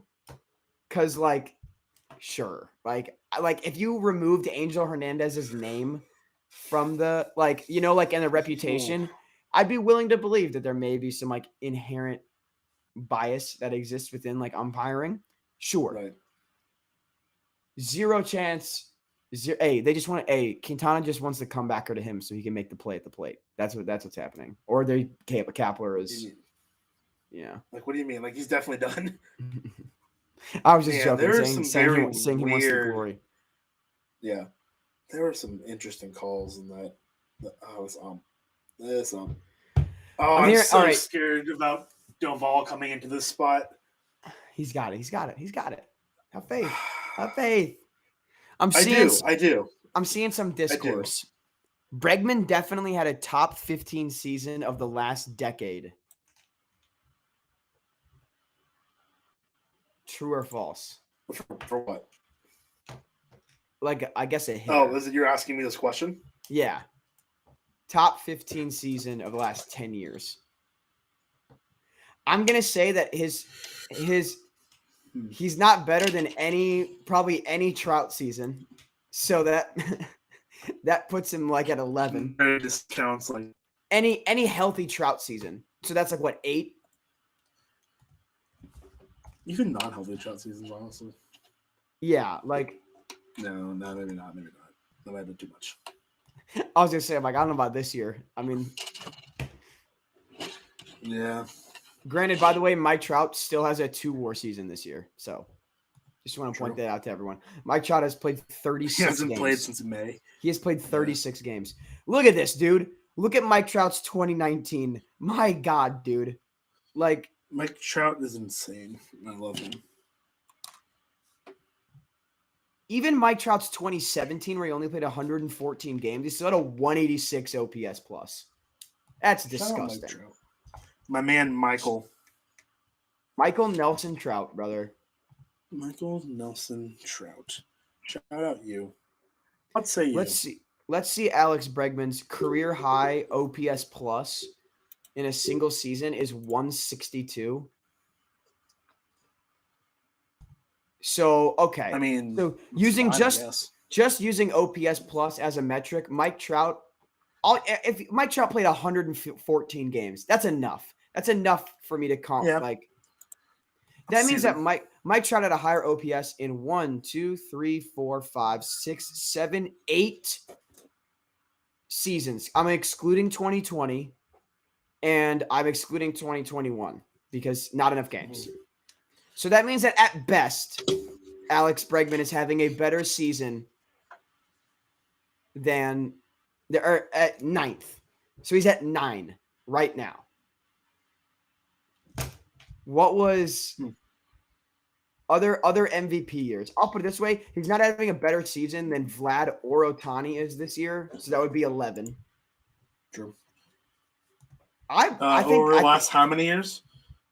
Last decade. So start in 2011. I'd throw Posey's 2012 in there. That was a ridiculous season. Can I get the line? Yep, that sounds about right. Gosh.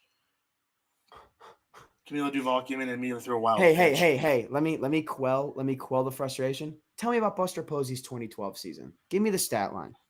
Wow me with the numbers. Wow me with the numbers. Real quick. Also, just if you want for the velocity pitch, this is the guy. This is the guy who can hit the high ball. Those high well, then velocities. listen. Duvall, throw another wild one, fastball like one. Let me see you hit 110, brother. Put it right.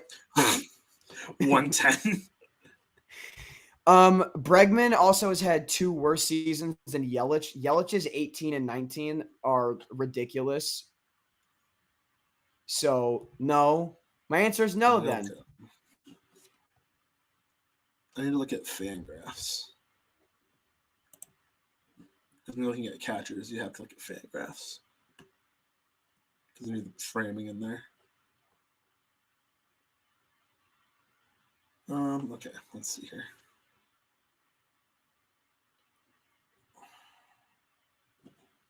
It's been nowhere near the zone.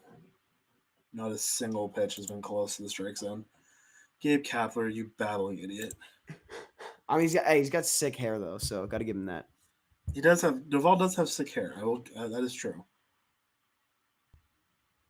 He's also like 23, I think. He's super young. Diego, I don't want to jinx it right now, bud, but the trivia leaderboard, Thank God he got in the strike zone. A certain co-host of mine, currently in first. Really? Yeah, you are. I never do well in trivia. I know, dude. Anyway, so Buster's 2012. He had 24 home runs, 78 RBIs. Or no, sorry, Okay. 103 RBIs, 78 runs. Yep. There we go. What's the OPS plus? OPS plus. Well, look, his WRC plus was 164. Okay. He had 10.1 WAR. Okay, yeah, that's better than Bregman. Never mind. I don't need to hear anything else. That's a 10 WAR season. Yeah. Let me look for the OPS plus. Come on, 3-2. I want 3-2. OPS was 957. Jeez. WRC plus 164. I already said that. Where's OPS plus? Where's OPS plus on Fangraphs? I don't check it very much. I don't think it's on Fangraphs. I think, or like that easily makes sense. findable on Fangraphs. I think it is on. It's obviously on Fangraphs, but I know that. I'll go back to BRF. It's a lot easier found on BRF. Come on, Doval. I want you to rear back and throw this ball into the stratosphere. It's 171. That's higher than any season Bregman's ever had. You're not going to call that. How are you not going to call that? That's poor. I'm not going to lie, man. Goodness. That's poor. That's poor. Casale was pissed, too. Yeah. Understandably so. He's such a good framer, too. Like, you can tell by the way he framed that. Like, he knew he was going to – like, it's a strike, too. My point being is it's definitely a strike. He's been calling that. I know he has. He's called that a strike several times. It's because it is a strike also. But how are you not going to call that now? God, this is why we need, like, relegation between umpires, you know? This is what I'm saying. But yeah, I That think is gonna miss the strike zone again. my list is 8 Mike Trout seasons, Buster Posey 2012, Miggy Triple Crown year, your Yelich 2 years of Christian Yelich, Posey's 2012. Albert Pujols 2021 as a Dodger.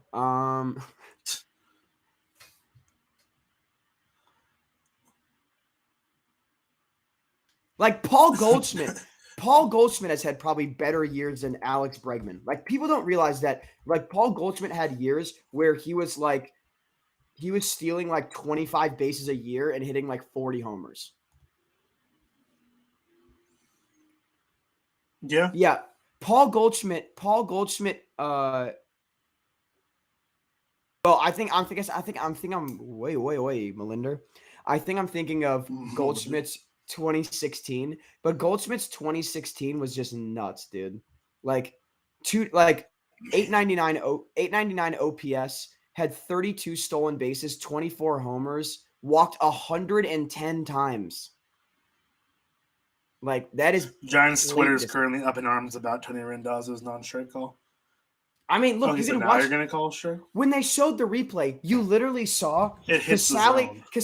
No, not even that. Casale jumped up. Doval, Stella went like this, and then whoever's out in the center went, oh. Duggar. Yeah, like, Duggar's out in center. It's bad when the entire line of sight watching the pitch, like literally everyone who could have possibly had the best view for that, all goes, oh, you gotta be kidding me. Jeez, now he's all over. He's in the strike zone now. He's currently in the strike zone again. He's also definitely thrown a couple of these pitches at like 99. I know he's getting close. Yeah. Yeah, no, I'll take Paul Goldschmidt's 2013 over Alex Bregman. Why not? It's fair. I'm curious as what I said. What did I guess for this the velocity?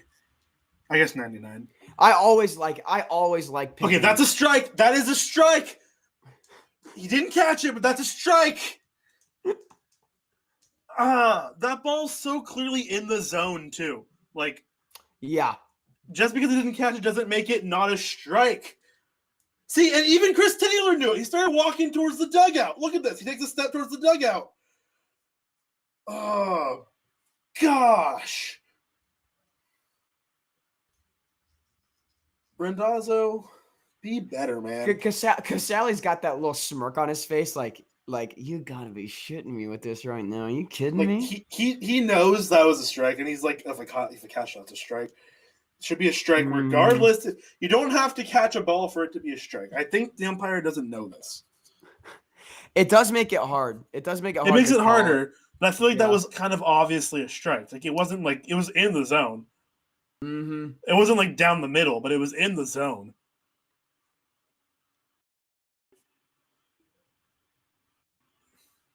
There we go. Thank God. Okay. It's fine. Everything's fine. It's fine. Diego, you know what we need to do? I want to get, if this is possible, on the graphics for us. It was a very nice pitch. On the graphics for us, I want, if any of us that are watching, it's one of our teams playing, I want a heart rate monitor. I want a heart rate monitor on us just to see how we react to stuff. Mine would be so high right now. Because like this is the biggest game of the year for the Giants. Like it's the biggest game of the year for the Dodgers too. Like it is. Man. Giants Twitter is so up in arms right now about the calling of strikes in that sequence of whatever that was. But no, it's fine. It's fine. Everything's okay. We go. We ball. We continue. We baseball. Baseball. I mean, if it's any solace for you, I'll give you 2 guesses as to which umpire is trending on Twitter right now. That's not currently calling the game. Probably Hernandez. Joe West. Okay, yeah. What did Joe West do? He was behind the plate. He's behind the plate for Astros Padres, and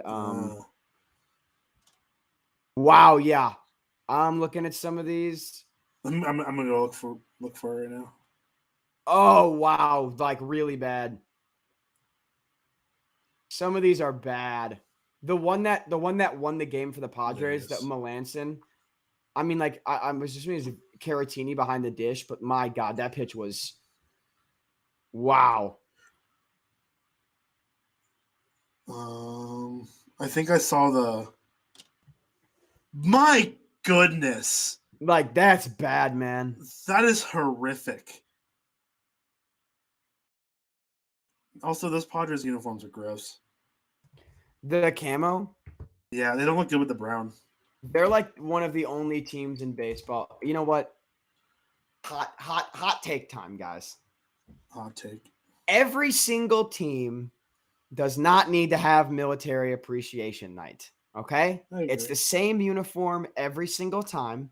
If you are a team like the Padres, where a vast majority of your fan base and like employees and stuff, there's the naval base out there, like that makes sense. Like you're catering to an audience that is a big part of your city. Yeah. We do not need every single team to have a camouflage uniform. We don't need it. We don't need it. It's true. A lot of them don't look very good either. They don't. Like I'm not bashing the military appreciation. I'm bashing the fact that it just doesn't. They don't. Yes. Like, yeah, I'm not suggesting that like we stop celebrating Veterans Day. I want to make that abundantly clear. I am not like. Neither was I. That's what I was saying. Yeah. Too. Like, Mine sounded kind of bad. I know. I'm like, yeah, thank you. I'm like, let's make sure that we make this clear. I'm clarifying the uniforms themselves do not look good. Like with what they got going on. Like, if you guys want to do military appreciation, listen, just do more flyovers. Everybody loves them. They're awesome. True. They're awesome. I actually saw, I'll bring up a little college football talk. ESPN, their like highlight package for this year, features a flyover that happened in Iowa Stadium like a decade ago. The Jets that flew over were only 58 feet above the scoreboard when they flew over. That is that's close. Very close. Dude, like, yeah. That's like super close. What? That's kind of crazy.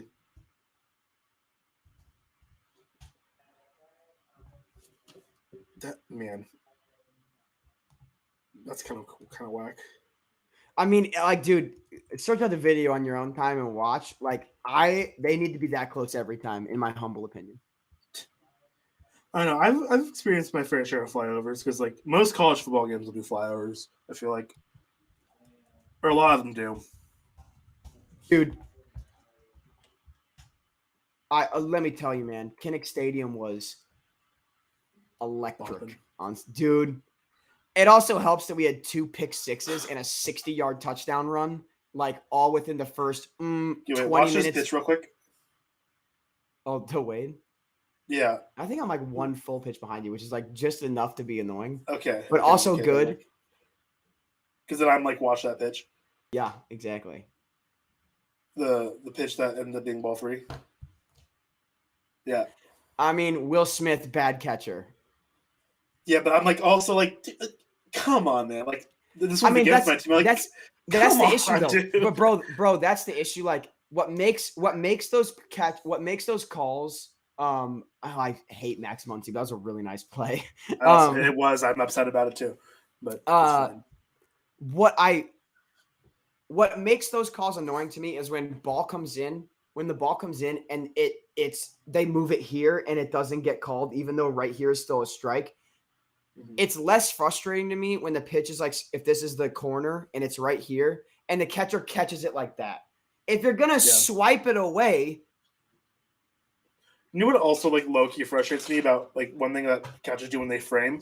When framing to me, it's like when it's close and you're going like this, you catch it here and like this, like just a little bit. But when catchers do this, they go like that frustrates me. When they pull a solid like they catch it here, they go like to the dead center of the zone. Like obviously that wasn't a strike. Like look at Crawford putting down a beautiful bunt. Can we please stop putting? Let me make sure I get this right, guys. Listen, Look at this I'm about Crawford bunt here in a sec. Hold on. I'm about to Watch this slander. first. I'm about to slander a Hall of Famer once we're done here. Good. But watch this Crawford bunt real quick.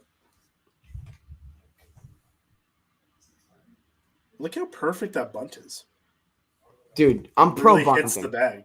I'm pro It bunting. literally hit the bag at third. Yeah, I don't care what anyone says, man. I'm pro bunting.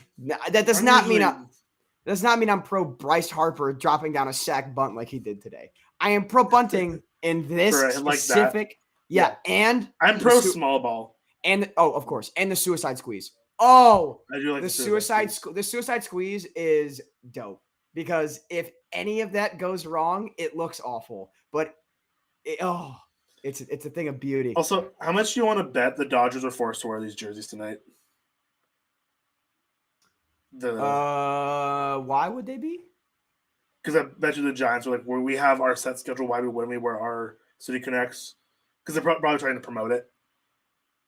And the Dodgers, I don't think, have a set schedule for when they wear them yet. Like the Giants are like Tuesday home games. That's when we wear ours. Like, so I have a feeling the Dodgers are like, they're like, hey, you guys need to wear your City Connects. Also, they just look bad. I'm still very much like they don't look good. Potential Hall of Famers, current Dodgers and Giants rosters, and it's really 4 Dodgers and Buster Posey. Yeah, I mean Evan Longoria is probably like a Tampa Bay Rays Hall of Famer. Yeah, but like no, they had no Albert Pujols on the graphic. Like that's the thing. Oh, that doesn't count. I hate that. Yeah, you can put Longo on. Stop it. Yeah, don't you show me Albert Pujols. Well, it said current Giants and Dodgers know, rosters. Like Crawford also just got thrown out trying to steal second. Like, I don't know why you're sending him. Crawford's not very fast. Did he miss the tag? Crawford's not very fast, but Trey Turner. Oh, that was Seager that took that. Never mind. It also he's not fat. I don't know why you're sending him there. Crawford's not a speedster. Maybe they're going hit and run, and the pitch was just like that bad that it wasn't even like possible. Maybe. There's a chance that's the case.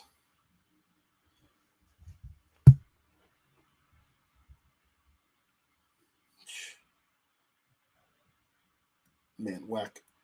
But yeah, like Longoria, I think he very much has a case for the Hall of Fame.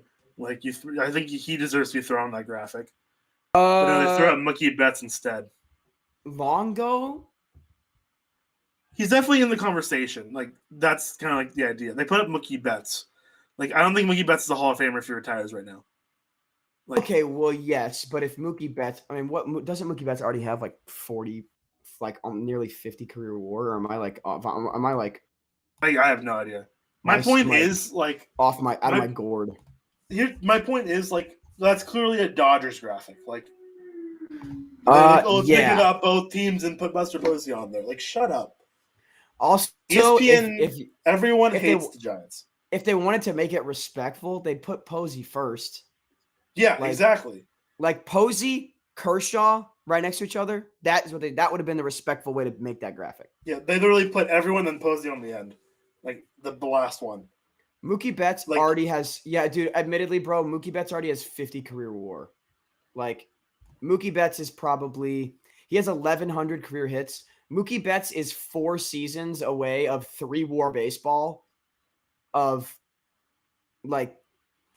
mean, I'm not saying Mookie Betts won't get there. I'm just saying, like, if you're gonna put 5 up there, don't make it 4 and 1. I'm saying, I think I remember, bro. Like, he's got 5 Gold Gloves, 4 Silver Sluggers, an MVP, 2 rings. Like, he's built. What he's done, what Mookie Betts has, like the advantage for Betts is that he's already got like that the postseason accolades. Yep, and he's got that name brand stuff you look for, and so now he can afford to slowly deteriorate and play for the next 10 years. And by the end of it, he'll have 2,700 career hits, and you'll be like, yeah, he's a no doubter. Of course he is. Right. Yeah. My point is, like, yeah, I understand that. And I agree with it. My point is, like, that's a Dodgers graphic. Like, my God, Longoria has 57 career WAR. He does. Only a 3-time All-Star, though. How's that possible? I know. That's crazy, right? He had 36 home runs in 2016 and an 840 OPS, and they didn't put. He didn't make the All-Star team. No, I think How? he had a really good second half. I think his first half was slow that year. I mean, how good, man? Like at a certain point, I could be wrong. I probably am.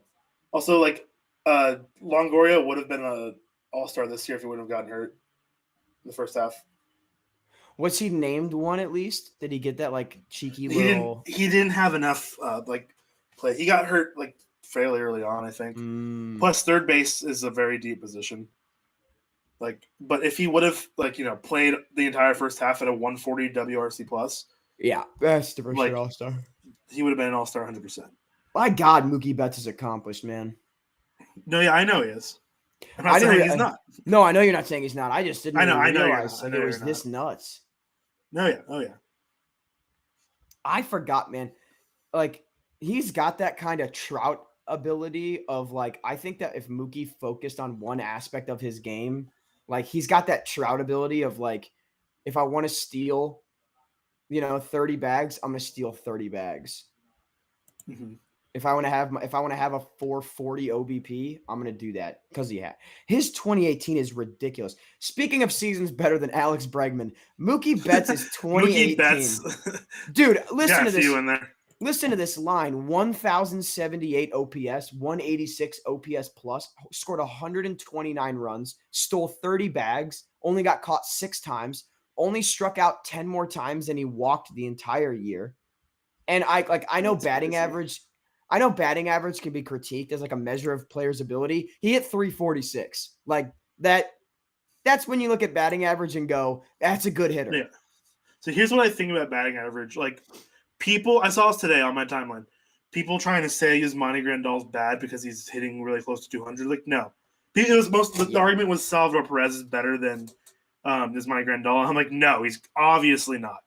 Yasmani Grandal is 10 times the catcher Salvador Perez is. Like we know, Perez is having a good season. Yes, I would still he said 32 out of 30 GMs in 32 GMs in baseball are taking Salvador Perez over Yasmani Grandal. Are they? Yeah, all 32 GMs of the 30 teams in baseball. Yeah. Are they, pal? Like they're not. I would think maybe like 3 teams are taking Salvio over. It's definitely one. Like the Royals will. Like the Royals because that's their guy. That's their guy. Like, that's their outside of this. That's the guy on the outside of the stadium. That's on the posters. Yeah. Also, I know I threw this. I mentioned this yesterday. So I was driving by Boise State, just my alma mater, and they just put up new posters every year in the football stadium. Yeah, and I'm on one of them this year. Let's go! Because, all right. I spent years as like front and center at every football game, like very involved in the front section. And it's a picture of me just like screaming like at a football game, and they took it like in the put. What is your fan section called? Like, is it like the stand? The corral. The corral. Ours is the Hawk's Nest. That's a good one. Yeah, it's just a picture of me like screaming. Like it's a good photo too. I like it a lot. My cousin for the longest time was in the Wisconsin bookshop, like really randomly, nice. like just her in like a Wisconsin sweatshirt and jeans, and like they like for some reason just like didn't change it for like a decade. Nice. Yeah, like I'll be off of that in like a year because they change it every year, but unless they decide to use it again. I thought you were gonna tell me they're putting a Boise legend like Doug Martin on there or something. I was like, no, it's always like current players. Got it. Like usually a compilation of like fans and stuff, and that's the one I'm on. I'm pretty sure ours are only former players. Oh, really? Which is really funny though, because like obviously like your football program, you want to like use your award winners. So we have like, it's like, what's it called? Hold on. You guys ever have any like Heisman finalists or anything? We have, oh my God, Diego, do you want to know about the most? Okay. Maybe I don't. So. He went. Check down. Okay. Maybe not. I would have rung him up. Iowa has had one Heisman winner in its history. He won in 1939. His name is Niall Kinnick. Iowa plays at Kinnick Stadium. Niall Kinnick is very, very heavily marketed in Iowa because after graduating from college, he did not play in the NFL. He enrolled in the Air Force. Yes, I know this story. And died during a plane crash testing mission. So yeah, I do. I've heard this story before because it's always because there are very few Heisman winners or even Heisman finalists that don't go on to play in the NFL.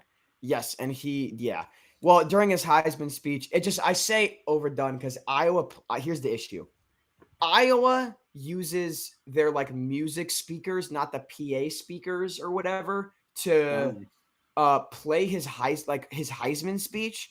So it's audio from the 30s playing with reverb in a stadium. And they just need to fix the audio. But right. the famous quote is, I'm sure that any of these men here would much rather be battling on the gridiron than for the Croix de Guerre, which is the French silver star, I think, essentially. So yes, we've had one Heisman winner. See, Boise State hasn't had one. They've had a lot of finalists though. Yeah, you guys always seem mostly Kellen Moore. Oh yeah, Kellen Moore, the greatest college football quarterback of all time. Oh, that's disrespectful to recently departed Colt Brennan for Hawaii, man. That man Kellen Moore legend. went 50-3 in college. Yeah, that's because y'all were a much better program than your conference at the time, admittedly. He played a lot. They were ranked number 2 in the country. I missed played a lot of other high-ranked teams. Diego, let me tell you, brother. All right, you have a friend in me in bring back the BCS computer. The BCS computer is awesome. Okay. And you don't know why the BCS computer is awesome? Because Iowa would be ranked. They give everyone a chance. Iowa would be ranked number 5 in the country next week if it was the BCS computer. Why? Because the BCS computer rewards dominating opponents and especially wins over ranked teams. And Iowa just oh man. There's so many upsets this first week in college football. Dude, hey, so many. Dare I say 2007 vibes? Maybe. I'd give it another week or two before I declare that, but very early going. God, 2007 college football season was absolutely nuts. I mean, I'll go back and watch videos about that every now and then. I'm dude, man, the KTO on YouTube. KTO on YouTube. KTO. From shout out. Really? Yeah, he's mentioned it before in some of his other videos. He went to Bora High School in Boise, Idaho. Sorry, I was wanting to make sure the whole joke that I was just trying to make. So Iowa, it's called the Outland Trophy. Iowa's to get for a hit. Iowa's had 2 of them. So it's really funny because you're talking about we have all these famous players and stuff. And typically for a college, it's wow, this guy was an NFL running back for 10 years and rushed for 10,000 yards in the NFL. And ours are hey, remember when Marshall Yanda made 11 Pro Bowls for the Ravens? Yeah, he's on the outside of our stadium. It's all dudes like that. See, the Boise State, they have, especially recently, they have a lot more guys who are getting their shot in the NFL, and because they're good. Because you mentioned Doug Martin earlier, Doug Martin was really good for a few seasons. Muscle hamster. I love Doug Martin. Doug Martin's a guy. Doug Martin's a guy. One of my absolute favorites. I was so sad. I wanted Dallas to pick him up so bad, and it didn't. But right now, they have Alexander Madison, who's the backup to Dalvin Cook. And when he gets his chances, he performs pretty well. He's had a couple 100-yard games already. The one game a year that Dalvin Cook misses annually. And I'm well, it also shows Vikings paid Madison, and it shows I think Madison is probably a top 30 running back in the NFL. Maybe he could start on 10 teams at least. Exactly. And I think that Minnesota recognizes that, and they're listen, if Dalvin is a meniscus tear away, we're going to make sure that we have someone. Next guy up. Exactly. Yeah. Oh, yeah. And then, who else? DeMarcus Lawrence, one of the best defensive ends in the league. Boise State.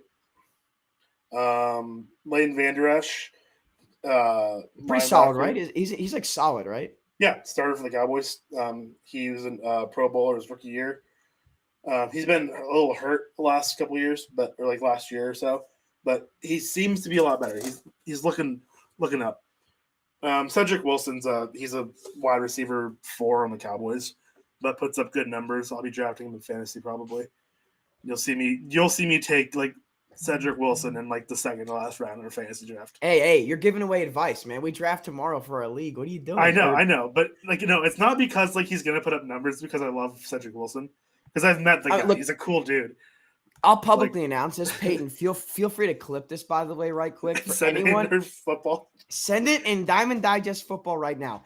If anyone drafts Rodrigo Blankenship in the last round and I don't get to have him on my team, like respectfully and kindly, hell to pay. Respectfully and kindly. All right? That is my. We do love Hot Rod. Hot Rod's first of all, sick. I'm a Colts fan, so I'm already like an absolute dweeb when it comes to appreciating kicking. Like first, I'm like, oh man, I'm like, wow, what a great punt. What great, like, I already weirdly like enjoy special teams. Don't take this from me. Dude, I love special teams. I'll be honest. It's dope. Dude, I love, you know who I really, really like this year? The Steelers rookie punter.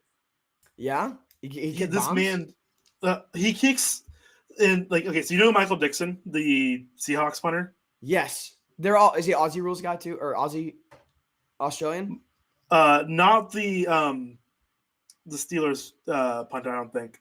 He was a college guy, but he can plant one at like the 3 if he wants to. If he's like, within close enough, he's got that kind of control over his kicks. It's fantastic to watch. Also, look at this play here. Imagine for the replay. This Kirk Casale trying to get out of the way because the ball's like all over like second base. So he's just standing there like he's trying to get small. This is honestly the perfect setup for us. Like you being the fan of the team and being ahead, because you get to be like, dude, you got to see this. But like, no, it's just fun. It's just a funny play right here. It is a very. Because Sally's all he's doing is standing on second, trying to not be in the way. Yeah, he's laughing about it with Seager. Yeah, Seager's laughing about it. They just pinch hit Longo, and then they just immediately walked him. Longo came in to pinch hit, and they just put him on first. Oh my! It's just so good that Casale just like inadvertently tabled him. Like that's so. He's good. like he's trying so hard not to be in the way. No, everyone leave me alone. I'm good, thank you. It's just funny. I'm sure I'll see that people raving about it on Giants Twitter here in about 7 seconds. Watch. Let's see. Hold on. No, maybe not. People talking about Darren Russ still. Casale. Oh, yep. There you go. Just looking for it. Diego, most recent trivia is up, by the way. I did did tie it up. I'll read this one for you. Okay. Among the 6 teams represented, I'm so bad either realizing we have trivia in the stream, the game, or just the production team. So for everyone involved, that is myself, the St. Louis Cardinals, Diego, the San Francisco Giants, Rudy, the Chicago Cubs, and the Kansas City Royals, Scott, the Detroit Tigers, and Peyton, the New York Yankees. Ew. Just 3 respect. Just 3 postseason matchups between the 6 have not happened in Major League history. Identify the one below that has. So have the Dodgers and Tigers had a series? The Yankees Cardinals, the Giants Dodgers, or Dodgers Royals? It's a tough question. Here's the thing. Because it's a tough question because the Dodgers Tigers, had that really good overlap in the 80s. You know, Yankees Cardinals, just they're just in the World Series a lot. Giants Dodgers, that's like one of the best rivalries in all baseball. Like you'd assume, or Dodgers Royals. Like I guess the Dodgers Royals was the only easy one for me. Yeah. You got it wrong? Oh no, of course I got it right. No, okay. Admittedly, guys, that's what I thought it was. Yeah, I also got it right.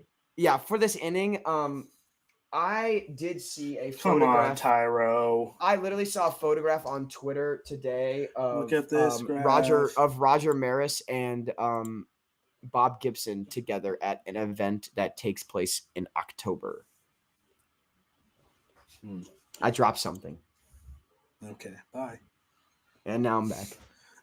No, because I knew, because I guess we can't really talk about it all that much. I'll give them what we want. So like the Giants Dodgers, like the Mhm. Giants and Dodgers haven't been super super good at, like in the playoff, the wild card era enough to meet in the postseason. I feel like. Yeah, because at times like their overlap period, like the 50s, but that's not really, But there's no wild card back then either. Yeah, back in Like- simpler times when the Cardinals could just walk their way into a World Series. Yeah. So like I know a lot of people are calling for people are wanting a Giants Dodgers playoff series this year, which would be admittedly electric. Yeah. But Too bad we're gonna give them the Cardinals Giants. Am I right, buddy? Cannot wait. maybe, yeah. Honestly, I wouldn't be mad at all. I mean, I would rather play. That the implies Giants. that the Giants win the division, and also implies Yeah. that the Dodgers are knocked down the wild card. So Wait, what? No, it implies we beat them in the wild card. yeah, the Dodgers are. Yeah. They lose. They're knocked out in the wild card. Yeah. So I thought you said knocked out from the wild card. Now I'm like, oh, hey, listen, I'm not claiming. That could, Cardinals. if you want to. That'd be cool too. Look. I'll say it right now. That would be the thing that would get Cardinals Twitter forgiven.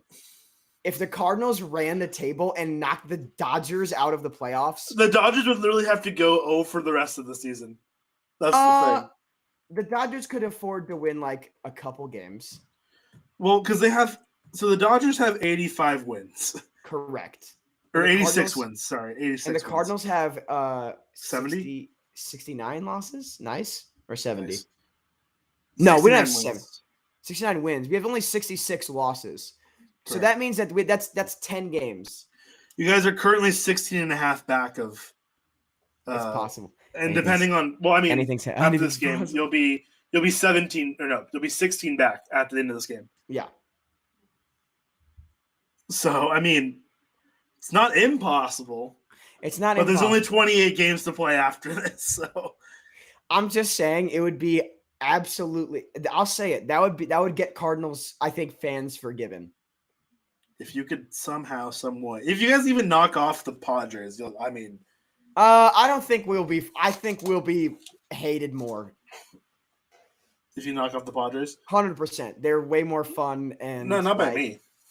not by you, but by majority of baseball fandom. Like, Yeah, oh yeah. I'll put it this way: the baseball fandom is going to hate my team just as much as they hate them every year, if not more, because of the fact that next year, or that the two teams that we would knock out to make the playoffs are the Reds and Padres, who have like a generally positive, like, They got a positive fun differential. We did this last week. yes, I begrudgingly admitted that the Reds have a positive fun differential. They do. Ooh, But yeah. ooh, Joey Gallo, not a Hall of Famer. What That does is that have to do with the Reds? What? I don't know. I just have beef with Votto for so many reasons. He stole an MVP from. Oh, you people. said Joe. I thought you said Joey Gallo. I'm like, no, it's Joey got Votto. nothing to do with the Reds, Joey dude. Votto. Where's that No, coming from? I was I'd imagine this is also Watson coming into this game here for the Giants. I hope so. I think it's Tony Watson because he didn't pitch yesterday, so it would make sense because everyone else pitched yesterday besides Rogers and McGee, and those are our 7 and 8.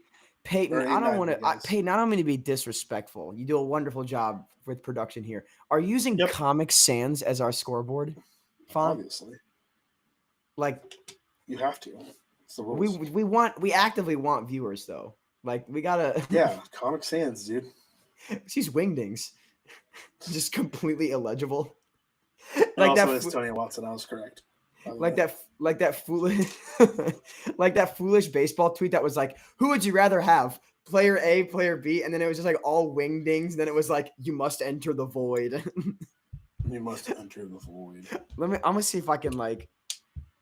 I can't search that. I'm gonna have to scroll through my retweets for that. I think.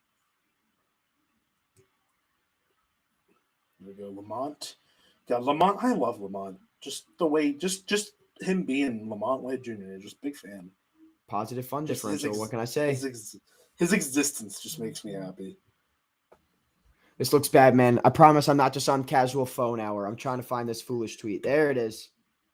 Shout out Dig. Foolish. We do really appreciate Foolish. Shout out LinkedIn connection of Carson Melinder, Bailey Freeman Really? of Foolish Baseball. Really? Dude, I was up at like That's so 2:45 funny. a.m. Like I'd gotten back from bars or something, and he tweeted out at like 2:45 a.m. like, "Yo, Oh, I remember that tweet. add me on LinkedIn and I'll endorse your skills." And like, I remember that. yeah, so I am. I believe he endorsed my leadership skills. That's so funny. Also, I just a very good like thing on the timeline. Like Bueller he got blown up today. Like I think that's fair to say. Six runs in 3 innings. All earned, right? Yeah, that's blow. Yeah, all earned. Yeah, this like this that makes that. I just what's sent it called? to you on Discord. That is the tweet I'm referencing. Okay, I'll get it. But that makes this NL Cy Young a little bit more interesting because like they'll knock all the stats down, but probably a decent-ish amount. Oh, good. We're 3 games back. Oh my God, NL MVP candidates, and they don't have Brandon Crawford up there. That is slander. I just don't think he will, man. I think Like, they have 5 guys up there. I think you can keep Brandon that's Crawford. fair. There's just like there's always a guy that. This is such a whatever. You know what? Listen, Yeah. I'm gonna get mad at ESPN real quick also because when they put the division standings up and they include Cincinnati as possible, they're not catching Milwaukee. Stop it! It's the Brewers have won the division. Like MLB Twitter's like, oh my God, it drove me nuts. They were like, it's the hunt for Red October, and it was like when the Reds won, and I'm like, we won the series, we won 2 of the 3 games, and you post the 1 game that they win. Now you understand my frustration with MLB with the Dodgers and Giants. Yeah, but like we've deserved it because we're always good, and like the Giants. What do you mean? Like we're annoyingly around, and that tweet is very funny. Yeah, I must consume. It's so good. I must consume. Banger. It's really funny because I tried to look at this like who could this possibly be about? Like, I wonder what template he used, like, for who the 2 like fake players are, like, because there's real stats. So clearly, like, he had to have seen something and was like, how can I edit this? Also, new trivia also dropped. 2 players have played for all 4 of the Dodgers, Giants, Cardinals, and Royals. Identify one of them. There's 2 correct answers. It's Mark Ellis, Brett Tomko, Ryan Theriot, and Jamie Wright. Also, Tony Watson, clean inning. Hard. We love Tony Watson so much. Wait, so we get... If you don't like Tony Watson, I will fight you. You don't get 2 guesses, but there are 2 possible answers. You only get 1 guess or 2 guesses? I'm guessing it's only 1 guess, but there's 2 correct answers. It's a 50-50, or it's a 50% chance of the correct answer. Oh, I'm between 2 right now. I'm between 2 guys, and it could also very well be because...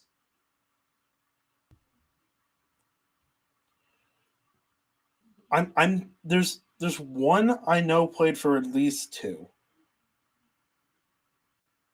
Yes. The thing is, I think I'll be fine with the Dodgers Giants players, but it's after that where I get a little confused. See, for me, it's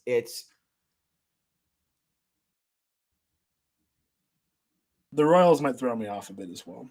The Royals are throwing me off. Oh, baby. I had to do process of elimination.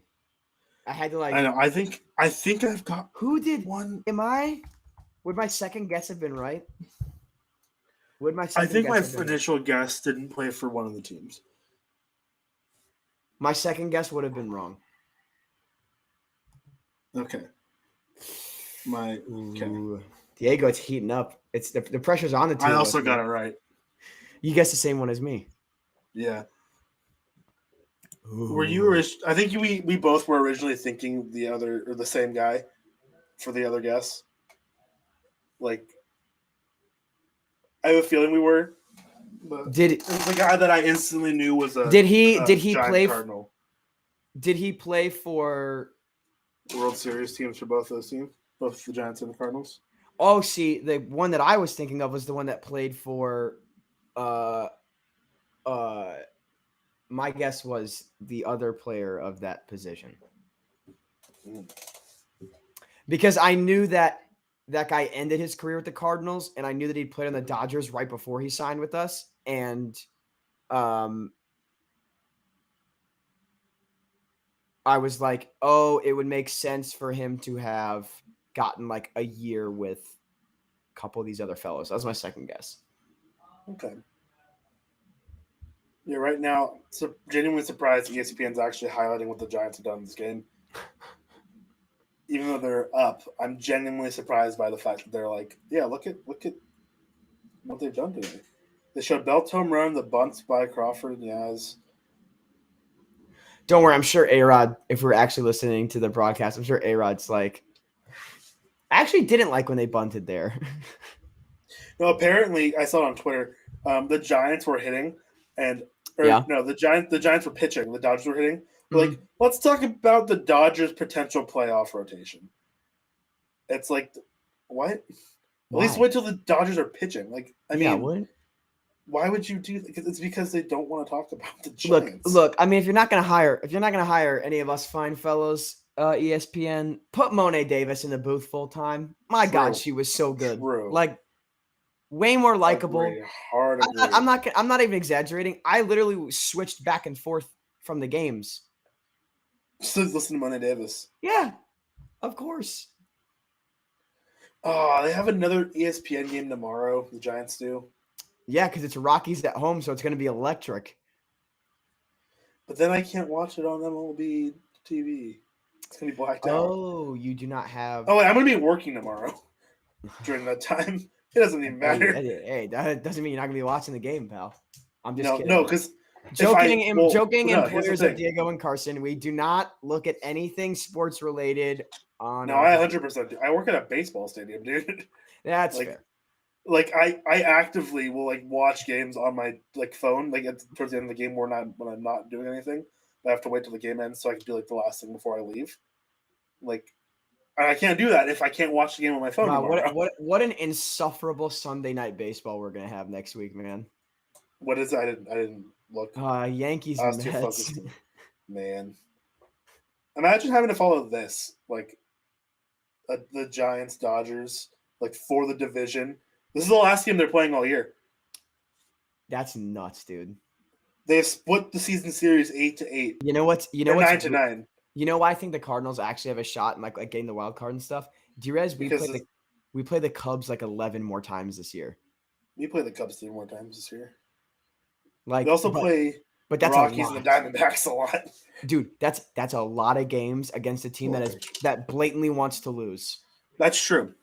You see Frank Schwindel too, though. I love Frank Schwindel, man. Listen, we talked about him earlier. I really think Talk about him again. I think that Frank Schwindel is the classic case of he just needs to be in the lineup every day and he'll produce. He'll happily be the face of the tanking Cubs.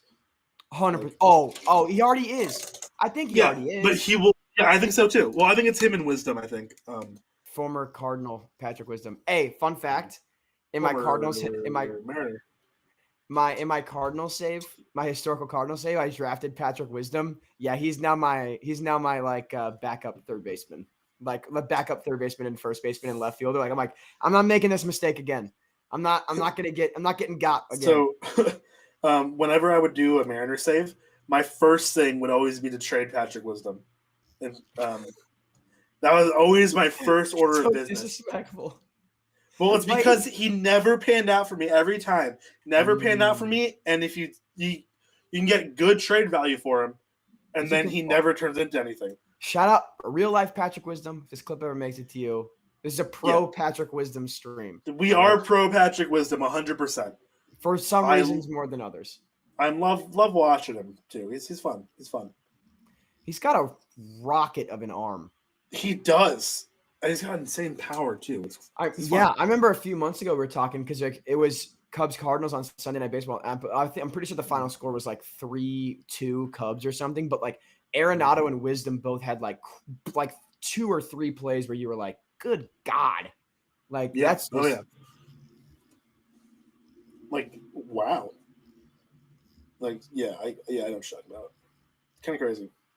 Also, so the Giants' remaining schedule, they have. Here's the Giants next week. Okay. After today, 3 in Colorado, And a day off Dangerous. on Thursday. Huh? Okay. Dangerous. Series in Yeah. Denver is dangerous. It is. And then 3 at Chicago. The Cubs. Yeah, that's a light week. After the week they just had against the last few series against Atlanta, Milwaukee, and then the Dodgers, like they've earned a light week. Well, also, they did all those with no days off in the middle of it. Yeah. They've earned a lighter week. Look, it's embarrassing, man. Every week I get on here and I'm like, this next week for the Cardinals is make or break. It's going to make or break the season. And every week, what happens? You're still in it. Somebody else messes up, and we do just enough where I get my silly little mouth on here. Yeah, I get on here every Sunday night and run my silly little mouth and go, this is the week they need to win. They need to win. They need at this point, St. Louis either go 1-6 next week or go 6-1. Don't give me this 4-3 crap because it's not getting us anywhere. Like, I swear to God, man, if I turn on, if we get back here on Sunday night and the Cardinals are 73-69, I'll blow a fuse. We need to be 75-67. That would be huge. Like, that's achievable. Yeah. Is your next week? Yeah. Split. The Giants' last 30 home run hitter was Barry Bonds in 2004. Yeah, 30. That sounds about right. Noted 30 home run a year power ceiling Barry Bonds. Yeah. If anyone can do it, it's going to be Brandon Belt. Excluding KB. Yeah, excluding KB. My bad. My God, they're second in the league in homers. It's like I told you, bro. They don't have. They were first for a long time. They just Belt's home run today was their first home run in like 3 days. Gotcha. I was just saying they're like maybe 1 or 2 behind Toronto. They were the first to 200. Yeah, I would have assumed Toronto. Yeah, and they lead the NL home runs by like a wide margin. Yeah, like 20 home runs. And it's crazy. Take that Barry Bonds 756 down. They also they have 10 players who have hit 10 home runs at least this year. Mm-hmm. Which is like whack. Don't you guys have like a mystery on like didn't someone steal the plaque? The Barry Bonds 762 plaque or whatever? Like isn't it like it got thrown in McCovey Cove? I remember reading about this. Like I feel like I don't remember this or have heard of this. It got like ganked. Hold on. Barry Bonds plaque stolen. I feel like I don't 2013 it was stolen. Huh. That would have been in the midst of their World Series runs too. It was swiped. The plaque used to be bolted and glued just beyond right field. So yeah. Well, they showed probably the new one, but yeah, the old one. Yeah, it's rumored. I think it's rumored that it probably got thrown in McCovey Cove and that it's just never going to get found. Fair. They're showing the coaching staff. Like how big that coaching staff is for the Giants. Hey, it takes a village. That's 17 coaches. Oh, New York Mets. So they've won 7 of their last 8. Good for them. Is it though? It's the Mets. I mean, no. Hey, here's the thing. Cardinals after this week, it's the Mets. So here's what we're gonna do. We're gonna take care of the Reds, then take care of the Mets, and then we play the Padres right after. We're just gonna like that stretch right there. Win those games. That's it. That truly is make or break, man. Like that is the Padres series is gonna be huge. Like, just take care of business against everybody around you. I don't care how we do against the Dodgers. I don't care how we do against the Giants. I don't care about. I care how we do against the Dodgers. Well, I appreciate. Also, we don't play you again this year. Well, see, that's my point. I have, that's really all it is, man. Y'all just have got to win against the teams you got to win against. I.e., winning the season series against your biggest rival. And that's why the Cardinals having like this as much as they do against the Cubs, that's great. That's huge momentum. That's a losing team. Go language. Whoop them up nice and good. And get dubs. Only dubs. Shout out. What was that? Buffalo Wild Wings that made that joke on Twitter? I don't know. I think so. Probably. OnlyFans, Buffalo Wild Wings. OnlyFans pulling the greatest, haha, just kidding, of all time. Switcheroo. Oh, yeah. The greatest. Oh, JK, lol, Hey, guys. gotcha. Oh, you know, guys. Get memed. Guys, we're here to announce we're actually not going to be making up $3 billion a year. Oh, why? Okay, maybe you guys were right. Maybe you guys are right, and we shouldn't have done that. Yeah, Maybe we take it back. yeah. Just a slight maybe. ESPN is like that's like ESPN going to come out. We now officially only show the Great British Bake Off. Honestly, I feel like it'd still get like good Probably reviews. Great British. That sounds like I'm slandering the Great British Bake Off. That's a quality television program. Stop showing the ESPN win probability for the Cardinals Brewers game today. We get it. That's what happens when shocker, if a team hits a walk-off grand slam, their odds of winning were not very good to start the game. I don't need that. That's true. I don't need that. So true. Like big math guy Carson Melinder. This is a safe assumption. It's a pretty good assumption, I'd see. That's so funny. Big don't need it. Big, get that out of my get that out of my sight, frankly. Look what's on my screen. Look what's on my screen. Me when I see the Dodgers uniforms.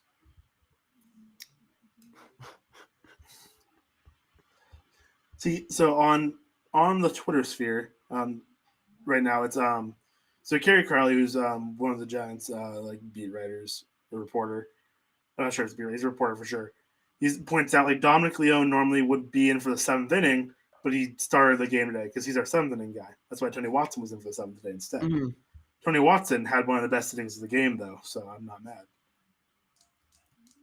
Because Watson got Muncy, Betts, and Turner 1, 2, 3. Like easy, like it was nothing. You know who did get the win this week? The end today, secured it. My team in fantasy baseball, Diego. I'm in the throes of the rebuild, but the young lads starting to play well. There you go, dude. My team. I'm so excited for the draft, our draft fantasy draft tomorrow. Oh my god, dude! I'm hyped. The amount of just toxic slander that gets it's gonna be so like. So much. And here's the best part. The best part about this is that I said from the jump, before I even joined the fantasy league, I'm like, oh, this will be so much fun because I'm terrible at fantasy football. This is such low risk for me. Like, I'm 95% sure my team will just inevitably still be bad, which makes when I win even better. Because I'll be like, really? Really? You couldn't get done against me? I stink. I'll be honest. I'm expecting myself to be about a 500 team. Like, I'm going to be honest. I mean, who are the actual members? Like that's it's a 14-person league. Oh god. We end up getting a lot. Here, let me look it up real quick. Let's take a look at who's like a bum that I know like will just be smarter than. Well, you know, like, yeah. I mean, we already knew that. Yeah. Mr. Alex Bregman top 15 season. I didn't realize how terrible of a take that was. Until right now. Okay, let's see. Who's going to be like bad? Well, Ethan's a Pittsburgh sports fan, so I'm confident. I have feeling he's going to draft one too many Steelers. He's going to take Juju in the 5th round thinking it's smart, and it won't be. Jonathan, Dodgers fan. Diego, I'll let you take that one. I don't know enough about his football prowess. Neither do I, but baseball prowess makes me poor decisions. Avery looks like I'm getting at least. Avery's gonna like run the league. Avery's 100% gonna run the league. Teddy Bridgewater, 1st round. Avery. Like I feel like John's also gonna be really good. Scott, I guess apparently Scott's gonna be good. Scott's team name apparently. My mom, Amy Melinder, is apparently rooting for Scott Bentley to win because his team name is your mother's favorite team. So it's a good team name. I mean, it's funny. It's crazy how many favors my mom does for Scott, given the fact that she plays second base for the Tigers and is also like she also roots for him in fantasy football. That's really cool. That's crazy, man. Yeah, we're a big family here at Diamond Digest. You know, like that's really all it is. I like my fantasy team name. I literally just pulled a picture of Avery's dog and made it my team. I used Peyton Manning's most hilarious on-field moment. Yeah. Y'all can Google God Blanket Donald and put that into YouTube and watch one of the funniest clips you've ever I do seen. like the Guangdong Tigers. That's a good name. Yeah, Guangdong Tigers' best team. So I don't know how Stupid he's idiot. gonna do. No, I don't either. That's I like the team name though. I know it's not bad. It's a solid team name, to be honest. Grant, it says his team's gonna be groovy, so that does make me a little nervous because good vibes are very important. That doesn't mean he hasn't changed his team name yet. I think it has though because it's Grant isn't capitalized. Well, neither is Grant in his member name or manager name. Mason, So don't know, and stupid idiot for Brian. Brian, that's what our I think our fantasy league used to be called, which is the Stupid Idiot League. Like one of our old ones, like years ago. Guangdong Tigers best team. Ni hao. Guangdong Tigers. That Shaq clip is wild. Dude. Oh my God. Listen, I'm not gonna promote First Take or not First Take. Excuse me. I'm not gonna promote the jokes that were made on NBA Countdown, like pre 2014. But if y'all want to go onto YouTube and put those in, oh wow, like they just let it fly, man. Like they really did, man. Chuck, especially Charles Barkley, has got some wild commentary. True. That man started an entire beef with the women of San Antonio for a decade for no reason. Like just said it and then just was like, yeah, I'm going to continue this bit. Just keep going with it. Yeah, I'm just going to keep going with it. Matthew says we don't know the draft order until 30 minutes before our draft. Okay. That's kind of whack. I said that, and I asked him, like, yo, is that what you want to do for it? And he was like, yeah, like, we could ask people, but then we never did. And, like, at this point, it's, it just means you can't mock at all. Like, there's just no mock drafting you can do. Also, I enjoy you have to kind of be ready. Also, what I always love trading my last round draft pick with whoever picks, like, absolute last. I enjoy having Mr. Irrelevant on my fantasy team. Can we trade draft picks? Do we know? Probably not because we don't know what pick we have, and it'd be silly if I were like 30 minutes before we're all just in like Discord, like in the voice chat. Like, actually, I'll say that on stream or whatever. Like when we do the draft, I'll say like whoever has Mr. Irrelevant, like let's trade picks. Like just text me who you want. I should just throw that in there, like real quick. I'm like, can we trade picks? Yeah. I'm gonna get in on that too. I'm curious. I've never been in a league where you can trade picks before. Oh, dude, it's the best. Like, well, I think it would be. My fantasy baseball league is also a dynasty league, and we also have like a prospect draft every June, like right after the MLB draft. So like, you can trade like regular draft picks. You can trade like essentially like active roster picks and dynasty picks. It's so dope. That's kind of cool. Yeah. Yeah, I remember a while ago, we used to do the fantasy baseball for Diamond Digest, and then I was gone forever, so I kind of stopped doing it. King's back, all I gotta say. True. And we had to have at least one prospect on our team, and I picked Brett Honeywell Jr. as my guy. Hey, I root for that man, though. Yeah, I'm what's he up to? Is he getting innings in for the Rays this year? I think he's gotten some. I know he got called up this year. Ooh, that -0.2 WAR. I know he's a pitcher, but he has played in 3 games for them. McCovey Cove Dave, there he is. They're showing him. He's back down at AAA. I mean, they're trying to think. Maybe are they trying to work him out as a starter? Maybe. There's McCovey Cove Dave I mentioned earlier. Just vibing in the Cove. 8 pitchers used by the Giants. That is what a bullpen game is. Yep. God, that pitch. Is that Tyler Rogers? Yeah. Love him. Tyler Tyler should have been an all-star Rogers. Whoever gets the 100th splash hit in the McCovey Cove should get a boat. Not a big one. Honestly, Not a big one, but like definitely a boat. Like it could be like a little guy, but I agree. I think it's going to be Yaz. That's 100. who would it be really cool? Dude, ready? Hear me out. Madison Bumgardner on the road is number 100. Well, here's the thing. Only like no right-handed hitter has ever hit one into the Cove. We had this discussion as to who we think is like Yeah, could do it. who it could be. I really think it's Vlad or Tatis. Tatis could probably do it. Vlad, if he ever comes to Or Stanton. Stanton. Stanton could do it for sure. Because Stanton's got the ability to exit velo it enough. Also, sorry, just let's give Chris Bryant credit where credit is due. That was it was a nice place. It's kind of crazy because his third base, he's had a couple errors that have been very costly at third base this year. Yeah. For us, yeah. He's had a couple, like 2 or 3. But I'm glad to see him make that play. Wait, what? Jay-Z dropped? Huh? I don't know. Did he? I just got a text. Jay-Z music? Jay-Z music?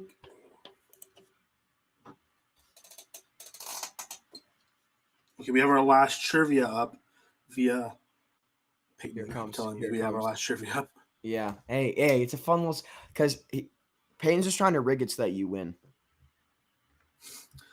Find the former Tiger that did not play in a World Series in their career. Oh my God, this is hard. Tiger. This is hard. I'm trying to think. I have an idea. I know for a fact. I know for a fact at least one of them did. I know for a fact 2 did. Yeah, I know for a fact 2 did as well.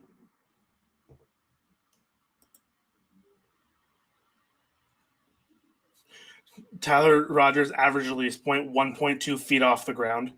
That's insane. That is so insane.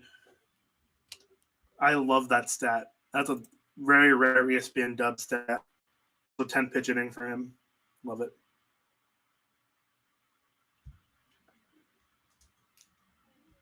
Oh, I'm gonna shoot this guess. You're just gonna go for it? Have you hit it yet? Did you get it? Have you hit it yet? No. I was watching Tyler Rogers. No, I was watching Tyler Rogers, and now I'm looking at Savant. In a minute.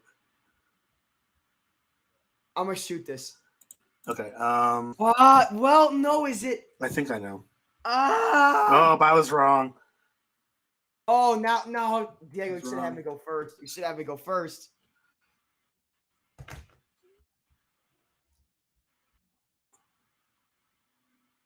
Because it's not. It's not.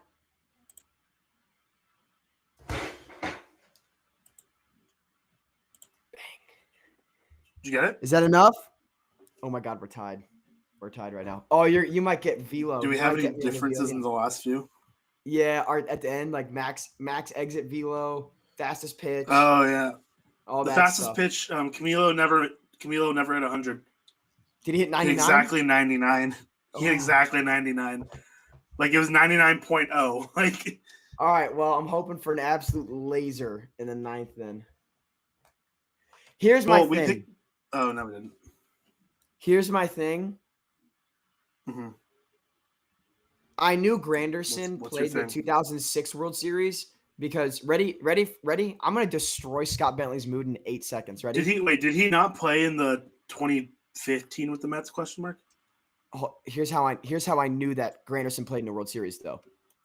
Ready? Sorry. Okay. You can clip this for Scott if you want. This will ruin his mood. Because one of the most famous highlights of the 2006 World Series is Curtis Granderson falling down on a routine fly ball hit by David Eckstein that turned into an extra base hit. That is how I know that Granderson played in the World Series. Miggy obviously was peak Miggy. Cosma played with the Cardinals in 11 and 13. So I knew he was in a World I didn't Series. know that. But what made that tricky, Diego, is I didn't know if he was on the playoff roster in 11 and 13.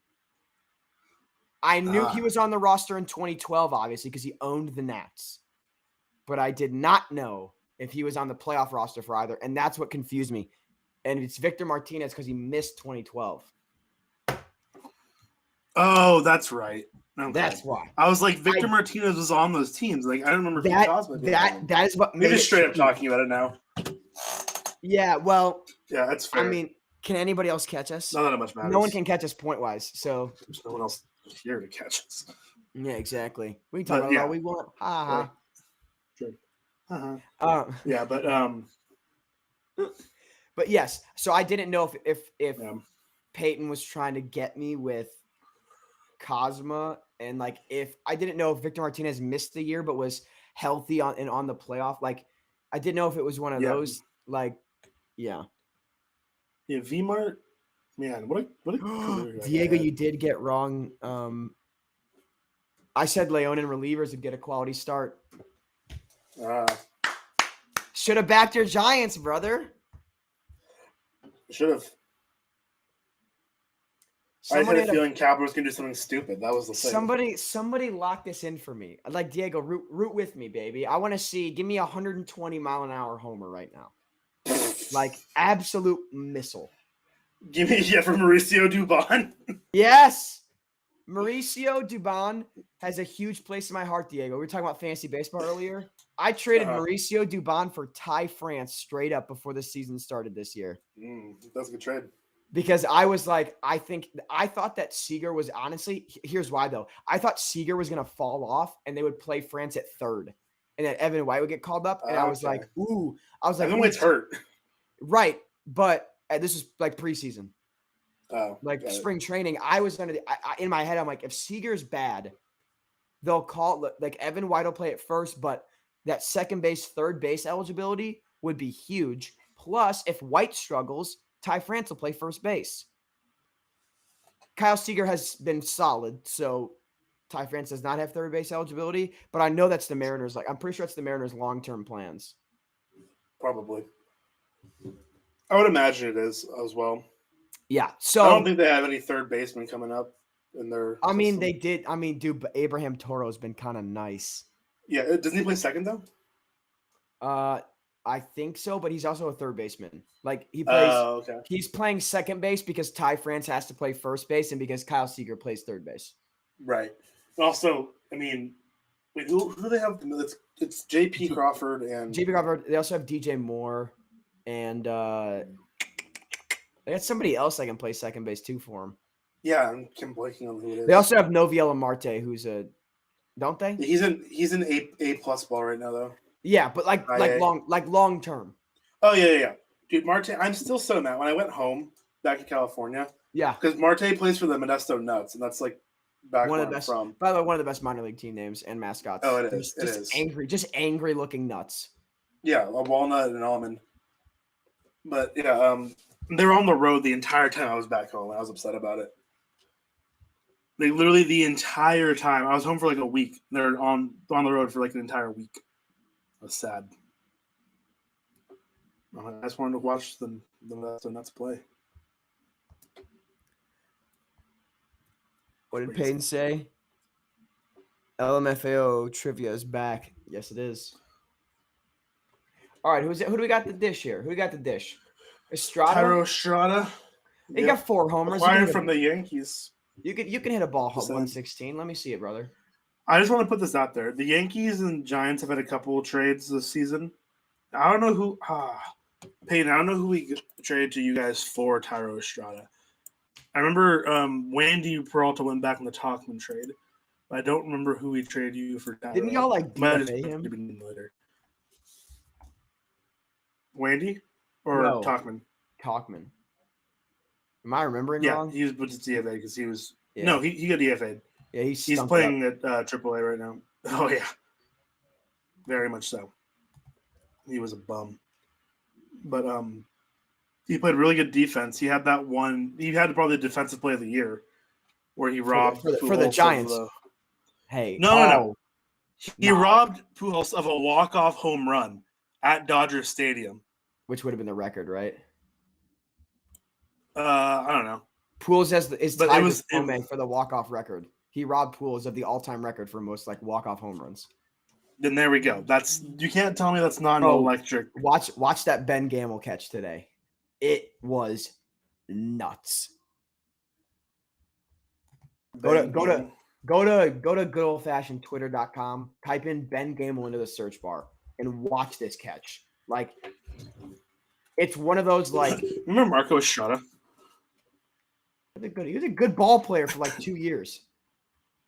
He was. And it's because I looked up Tyro. I just looked up Estrada first though, and Marco came up first. I'm like, oh yeah, I remember him. And he was purchased by the Giants from the Yankees, so I think it was just for cash consideration. Oh Lord, I just watched the Gamel catch again. Oh, it's so good. Like full. I can probably just go to your fucking. I can probably just go to your profile and like. I just pressed like on the Pirates tweet about it. If you want to do that. Yeah, I just looked up Ben Gamel. It's already coming up. It's a pretty nice play. That's a pretty nice play. Like that is honest. Like that's that like you full extension. Yeah, that wasn't a hot dog dive. No hot dogging it on that dive. That was arm all the way out. It was hot, not hot dogging it. Not hot dogging it. In the words of Chip Gray, there was no hot dogging happening. No hot dogging. Nah, man. What's Pujols putting up? What's the total line this year out in LA? Let's go to the old Fangraphs. Good old Fangraphs. Fun fact: Albert Pujols now officially hit 20 years of service time. That's insane. Yes, it is.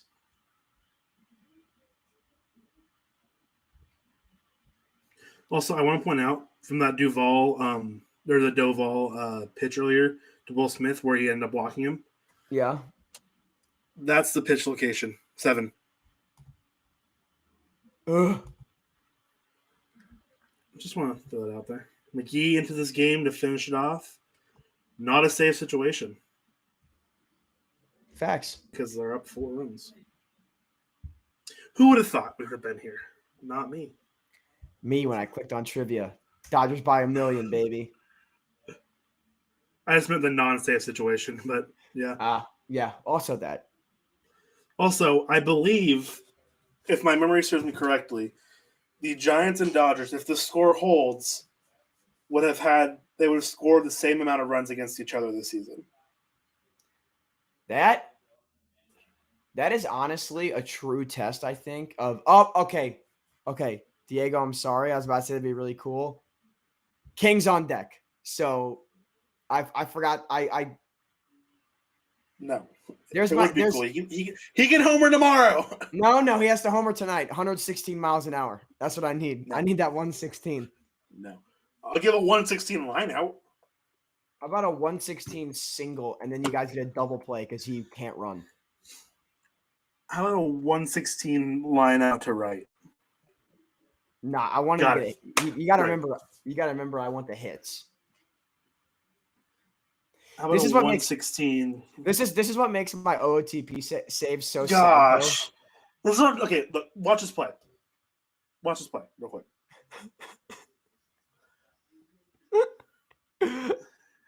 This is what I was talking about earlier with Chris Bryant. Pain I can hear, man.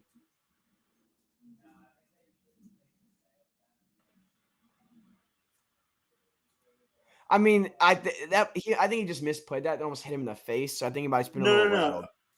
Fair, but like that's not the first time he's made that throw like pretty offline to first. Is he not Is he not just playing chess though? Because he knows Pujols is going to ground to a double play.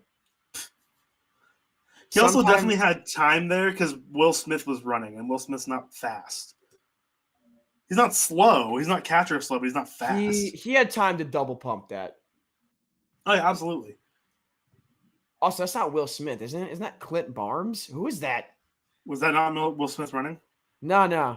It's a white guy number in the teens that's not on the Dodgers. Or that's not, yeah. Yes, Will Smith is a white guy with the number in the teens in the Dodgers. No, I know. It's number 15, though. Will Smith is 16. Oh, it was Austin Barnes. You're right. Yeah. I said Clint Barnes. Dude, I'm in my 2010 MLB era right now. I'm sorry, man. Like the homer, like Pujols, man. I want him to go yard right Carson, now. I need you to. So badly. I can't mute you on here. Can I?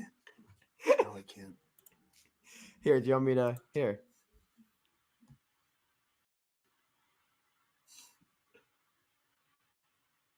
This is your No fault, way. Carson.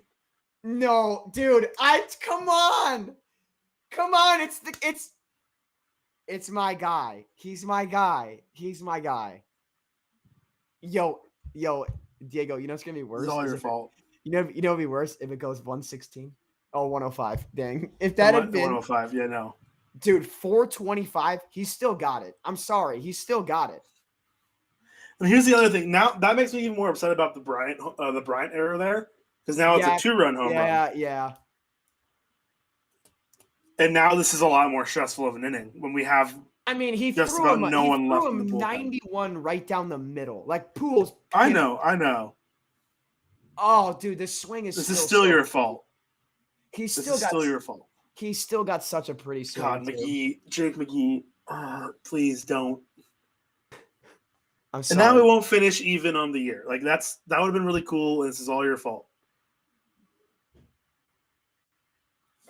Carson. This is all your fault. I need you to accept the responsibility of what you've done. I'll take full responsibility for Albert Pujols getting closer to 700 career home runs. Absolutely. Boo, Carson.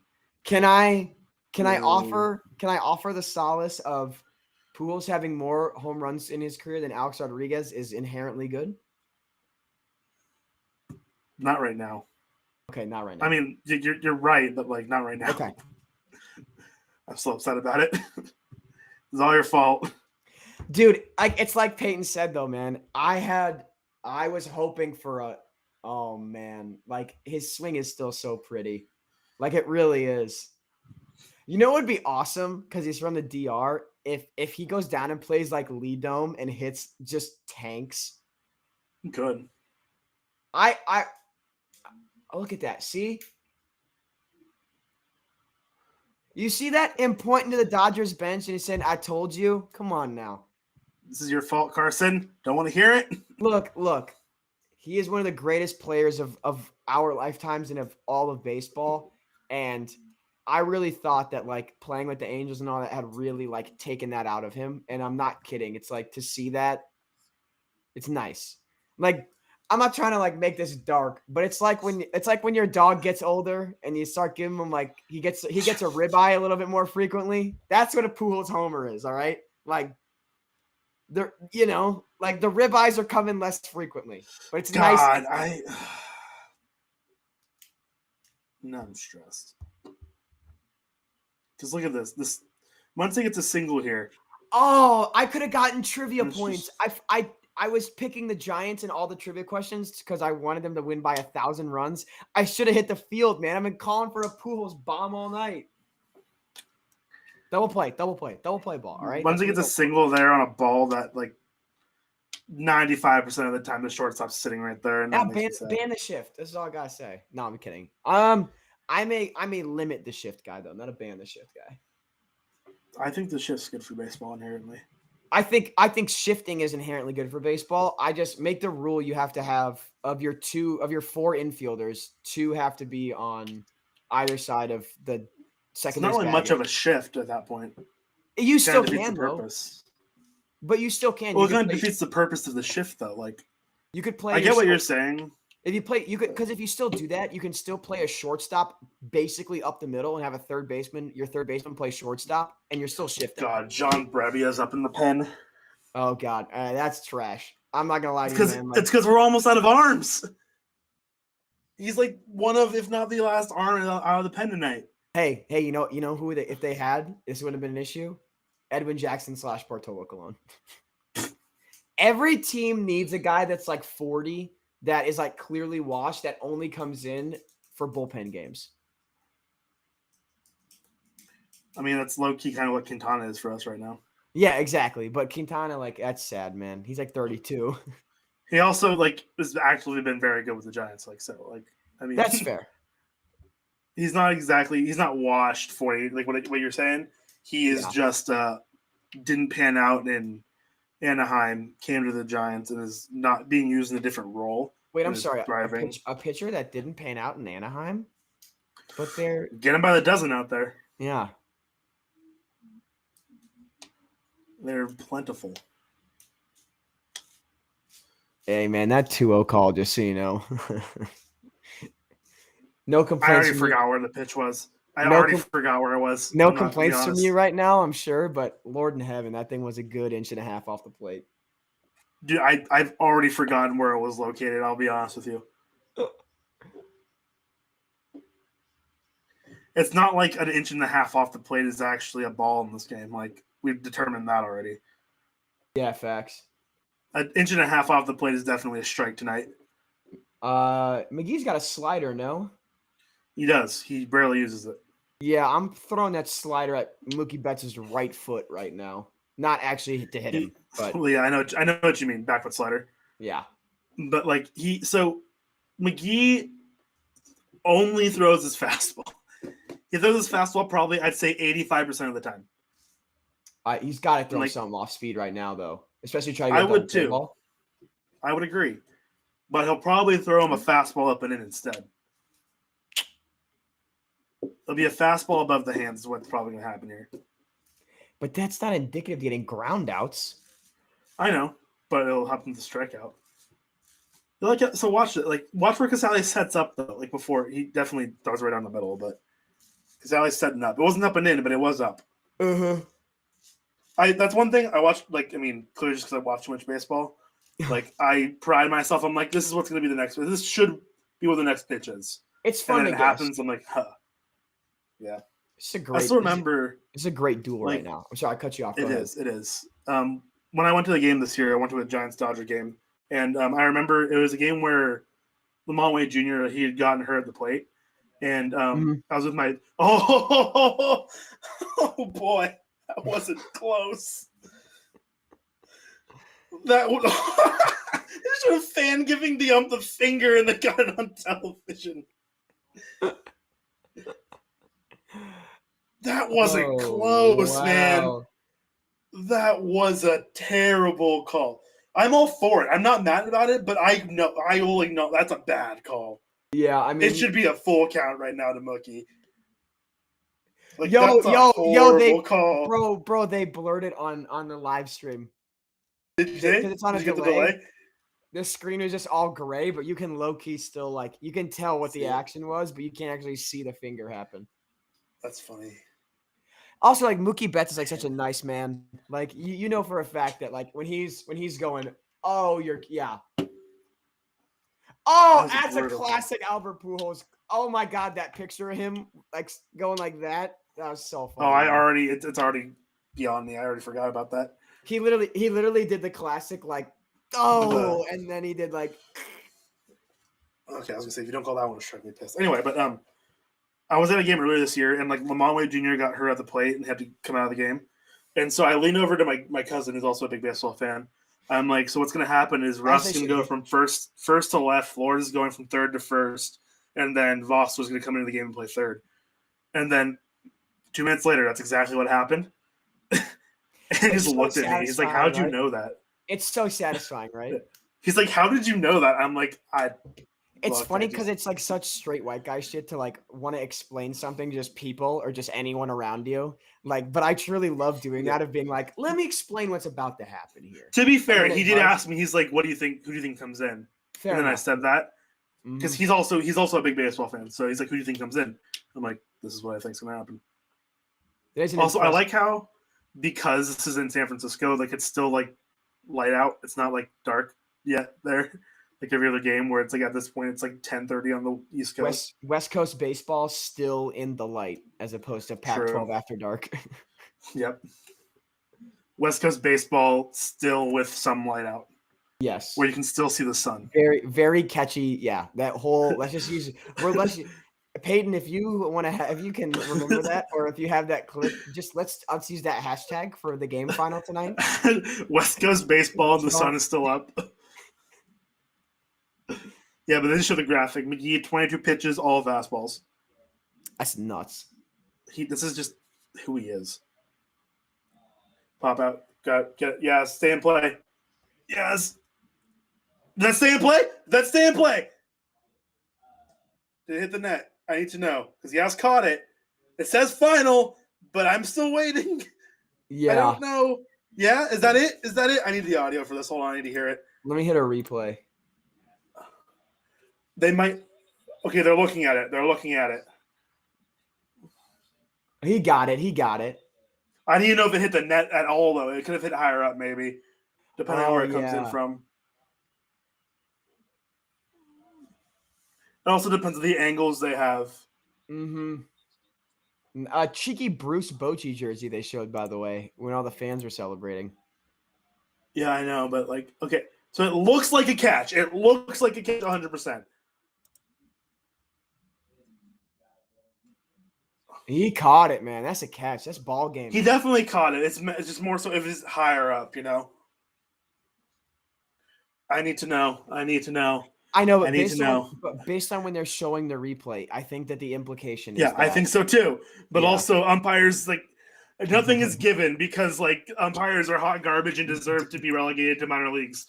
Diego, what are you talking about? We've had nothing but fine umpiring performances this evening. Twitter tonight's gonna be toxic with Dodgers fans with that Mookie call. 100%. He's out. That's the ball game. The Giants win 6-4, win the season series 9-8.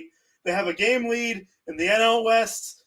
The Dodgers lose just because they're bad. I hate the Dodgers. I hate everything about it. Albert Pujols shouldn't have hit that home run. He definitely should have. I don't care what you say, Carson. But Giants win. They win the season series for the first time in I don't know how long. I feel like it's the first time in a while, at least 5 or 6 years. But man, man, what a way to end that. Diego got exit velo wrong. Yeah, I did. Also, game time, by the way, was under 3.5 hours by a hair. 2 minutes. Yes. I think I picked the over. You did pick the over, which is why I was scoreboard watching trivia a little bit there. Oh boy, Jake McGee made that very stressful. The umpire was awful tonight. Let's just get that out of the way. Big Alex Reyes vibes from Jake McGee tonight. I'll put it that way. Oh, yeah. But the umpire was awful both ways. He had some really, really 100%. bad calls both ways. Yes. Man, oh man. Unbiased party here. Yeah. The Giants pull it out though. Man, oh man. What a win. What a win for the Giants on national television. Giants still best team in baseball right now. Peyton, can we get confirmation that we have final score on trivia? I'd like to gloat. Dude, I literally do not care. I know, but I'm on a hot streak, and my team I literally could not care less. My team lost. Diego, I don't think you understand. That's fair. No, I get it. I get 100%. But I cannot care less right now. Go to Will Arvin in the Discord and look at the state of Cardinals fans. This man is tweeting about independent baseball. We do have a final for trivia. Once again, I've come out on top with triple fives. Nice. For my King Albert Pujols and I'm sorry, Diego. I'm sorry. I got first Diego, a solid, very respectable once again second place finish. Sean in third. Indeed, just like the Dodgers. Some anonymous person whose favorite team is in the same place that they got, fourth. In fifth place, running our top five, we have Christian Peyton in sixth. Isaiah, I don't know if I've seen Isaiah before. Welcome. Thank you for watching. Got seventh place tonight. And John, the Saints are overrated, Principe, with a 3-point performance. Those are fighting words. I respect it. 3-point performance. What a guy. Better than zero. Better than zero, for sure. As I stated a couple innings ago, we will be back next Sunday. At least the two of us, because it seems that, again, well, we all know the lore. I killed off Scott Bentley. And Rudy is maybe MIA. Yeah, maybe. Yeah, we don't know.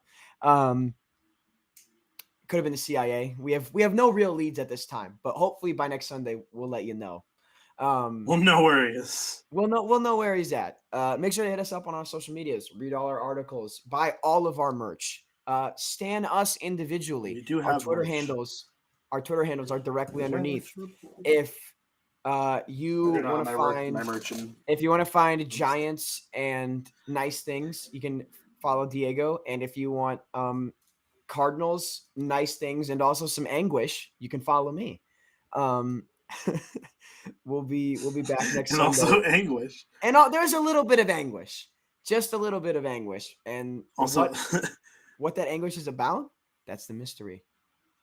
So, like, real quick, just like before we sign off here. So, a couple days ago, I'm sure everyone saw it. At least if you follow me, I complain about it a lot. Or MLB tweeted a graphic of the Dodgers when they overtook first place in the division, right? It was like they made a whole fancy graphic for it. When they were in first place for literally like sole possession of first place for less than 24 hours, and they got a whole graphic for it, right?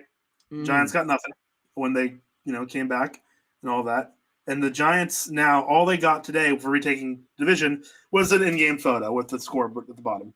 That's all they got, and also, so that's Steven Duggar on the triple. No. I mean, they did also tweet the Pujols homer, which I'm not surprised. Oh, I'm sorry. 2 tweets about the Pujols home run. 1 tweet about the Giants reclaiming first place. I'm not surprised. I have an article. I think I'm going to do another one about the fact that they still never talk about the Giants. I have one from way earlier in the season about how it's the Giants are never talked about. They're the best team you've never heard of, I think is what the name of the article was, if you want to go back and find it. But I'm looking for the MLB, the Dodgers graphic they did, because it's been getting a lot of attention on Giants. We're like, where's our graphic, huh? Here it is. Here's the graphic they made for literally less than a day in sole position to first. They took a half-game lead, and this is the tweet the Giants just put out. Mm-hmm. Series win but no, it's clearly mocking the other graphic because the MLB won't do it. And I love it so much. I love the petty because the Giants won. Literally, Dodgers fans, I can't hear from any of them. We won the season series. The Giants beat the Dodgers more than the Dodgers beat the Giants this year. And that's just objective fact. And no one can take that away from me. So I look forward to seeing you tweet about this evening. I will. Trust me. I will. I'll be in the Discord. I'm just going to because, man, just literally. Add the Dodgers. I'm going to today. I never do. I never do. I know. You're nice. Diego's a nice boy. There's a reason. There's a reason in the sign off. I said, if you want Giants and nice things, follow Diego. He's a nice boy.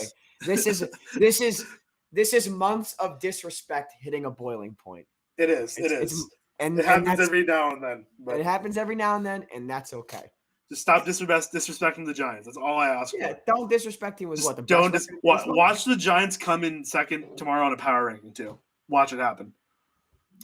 Oh yeah, it might be. If that happens, I'm going to go ballistic. Watch the Mets get placed above them because they've won like 8 of 9. I'll cry. Oh God, I'd cry. That'd be so funny. Man. Anyway, I look forward to the Cardinals being ranked like 15th or 16th in the power rankings. So, on that note, I am Carson. Yeah, that's Diego. You can watch us at minimum every Sunday. And when I say watch us, it's because the 2 of us. We're usually around. A couple peas in a pod. It's what it is. We just don't have anything better to do. So also true. But it's also baseball. So is there anything better to do? Also true. These are all factual statements. That's something I think we'll leave the viewers with. So once again, for Diamond Digest, I'm Carson. That's Diego. Safe travels. Stay safe. And we will see you next week. Go baseball.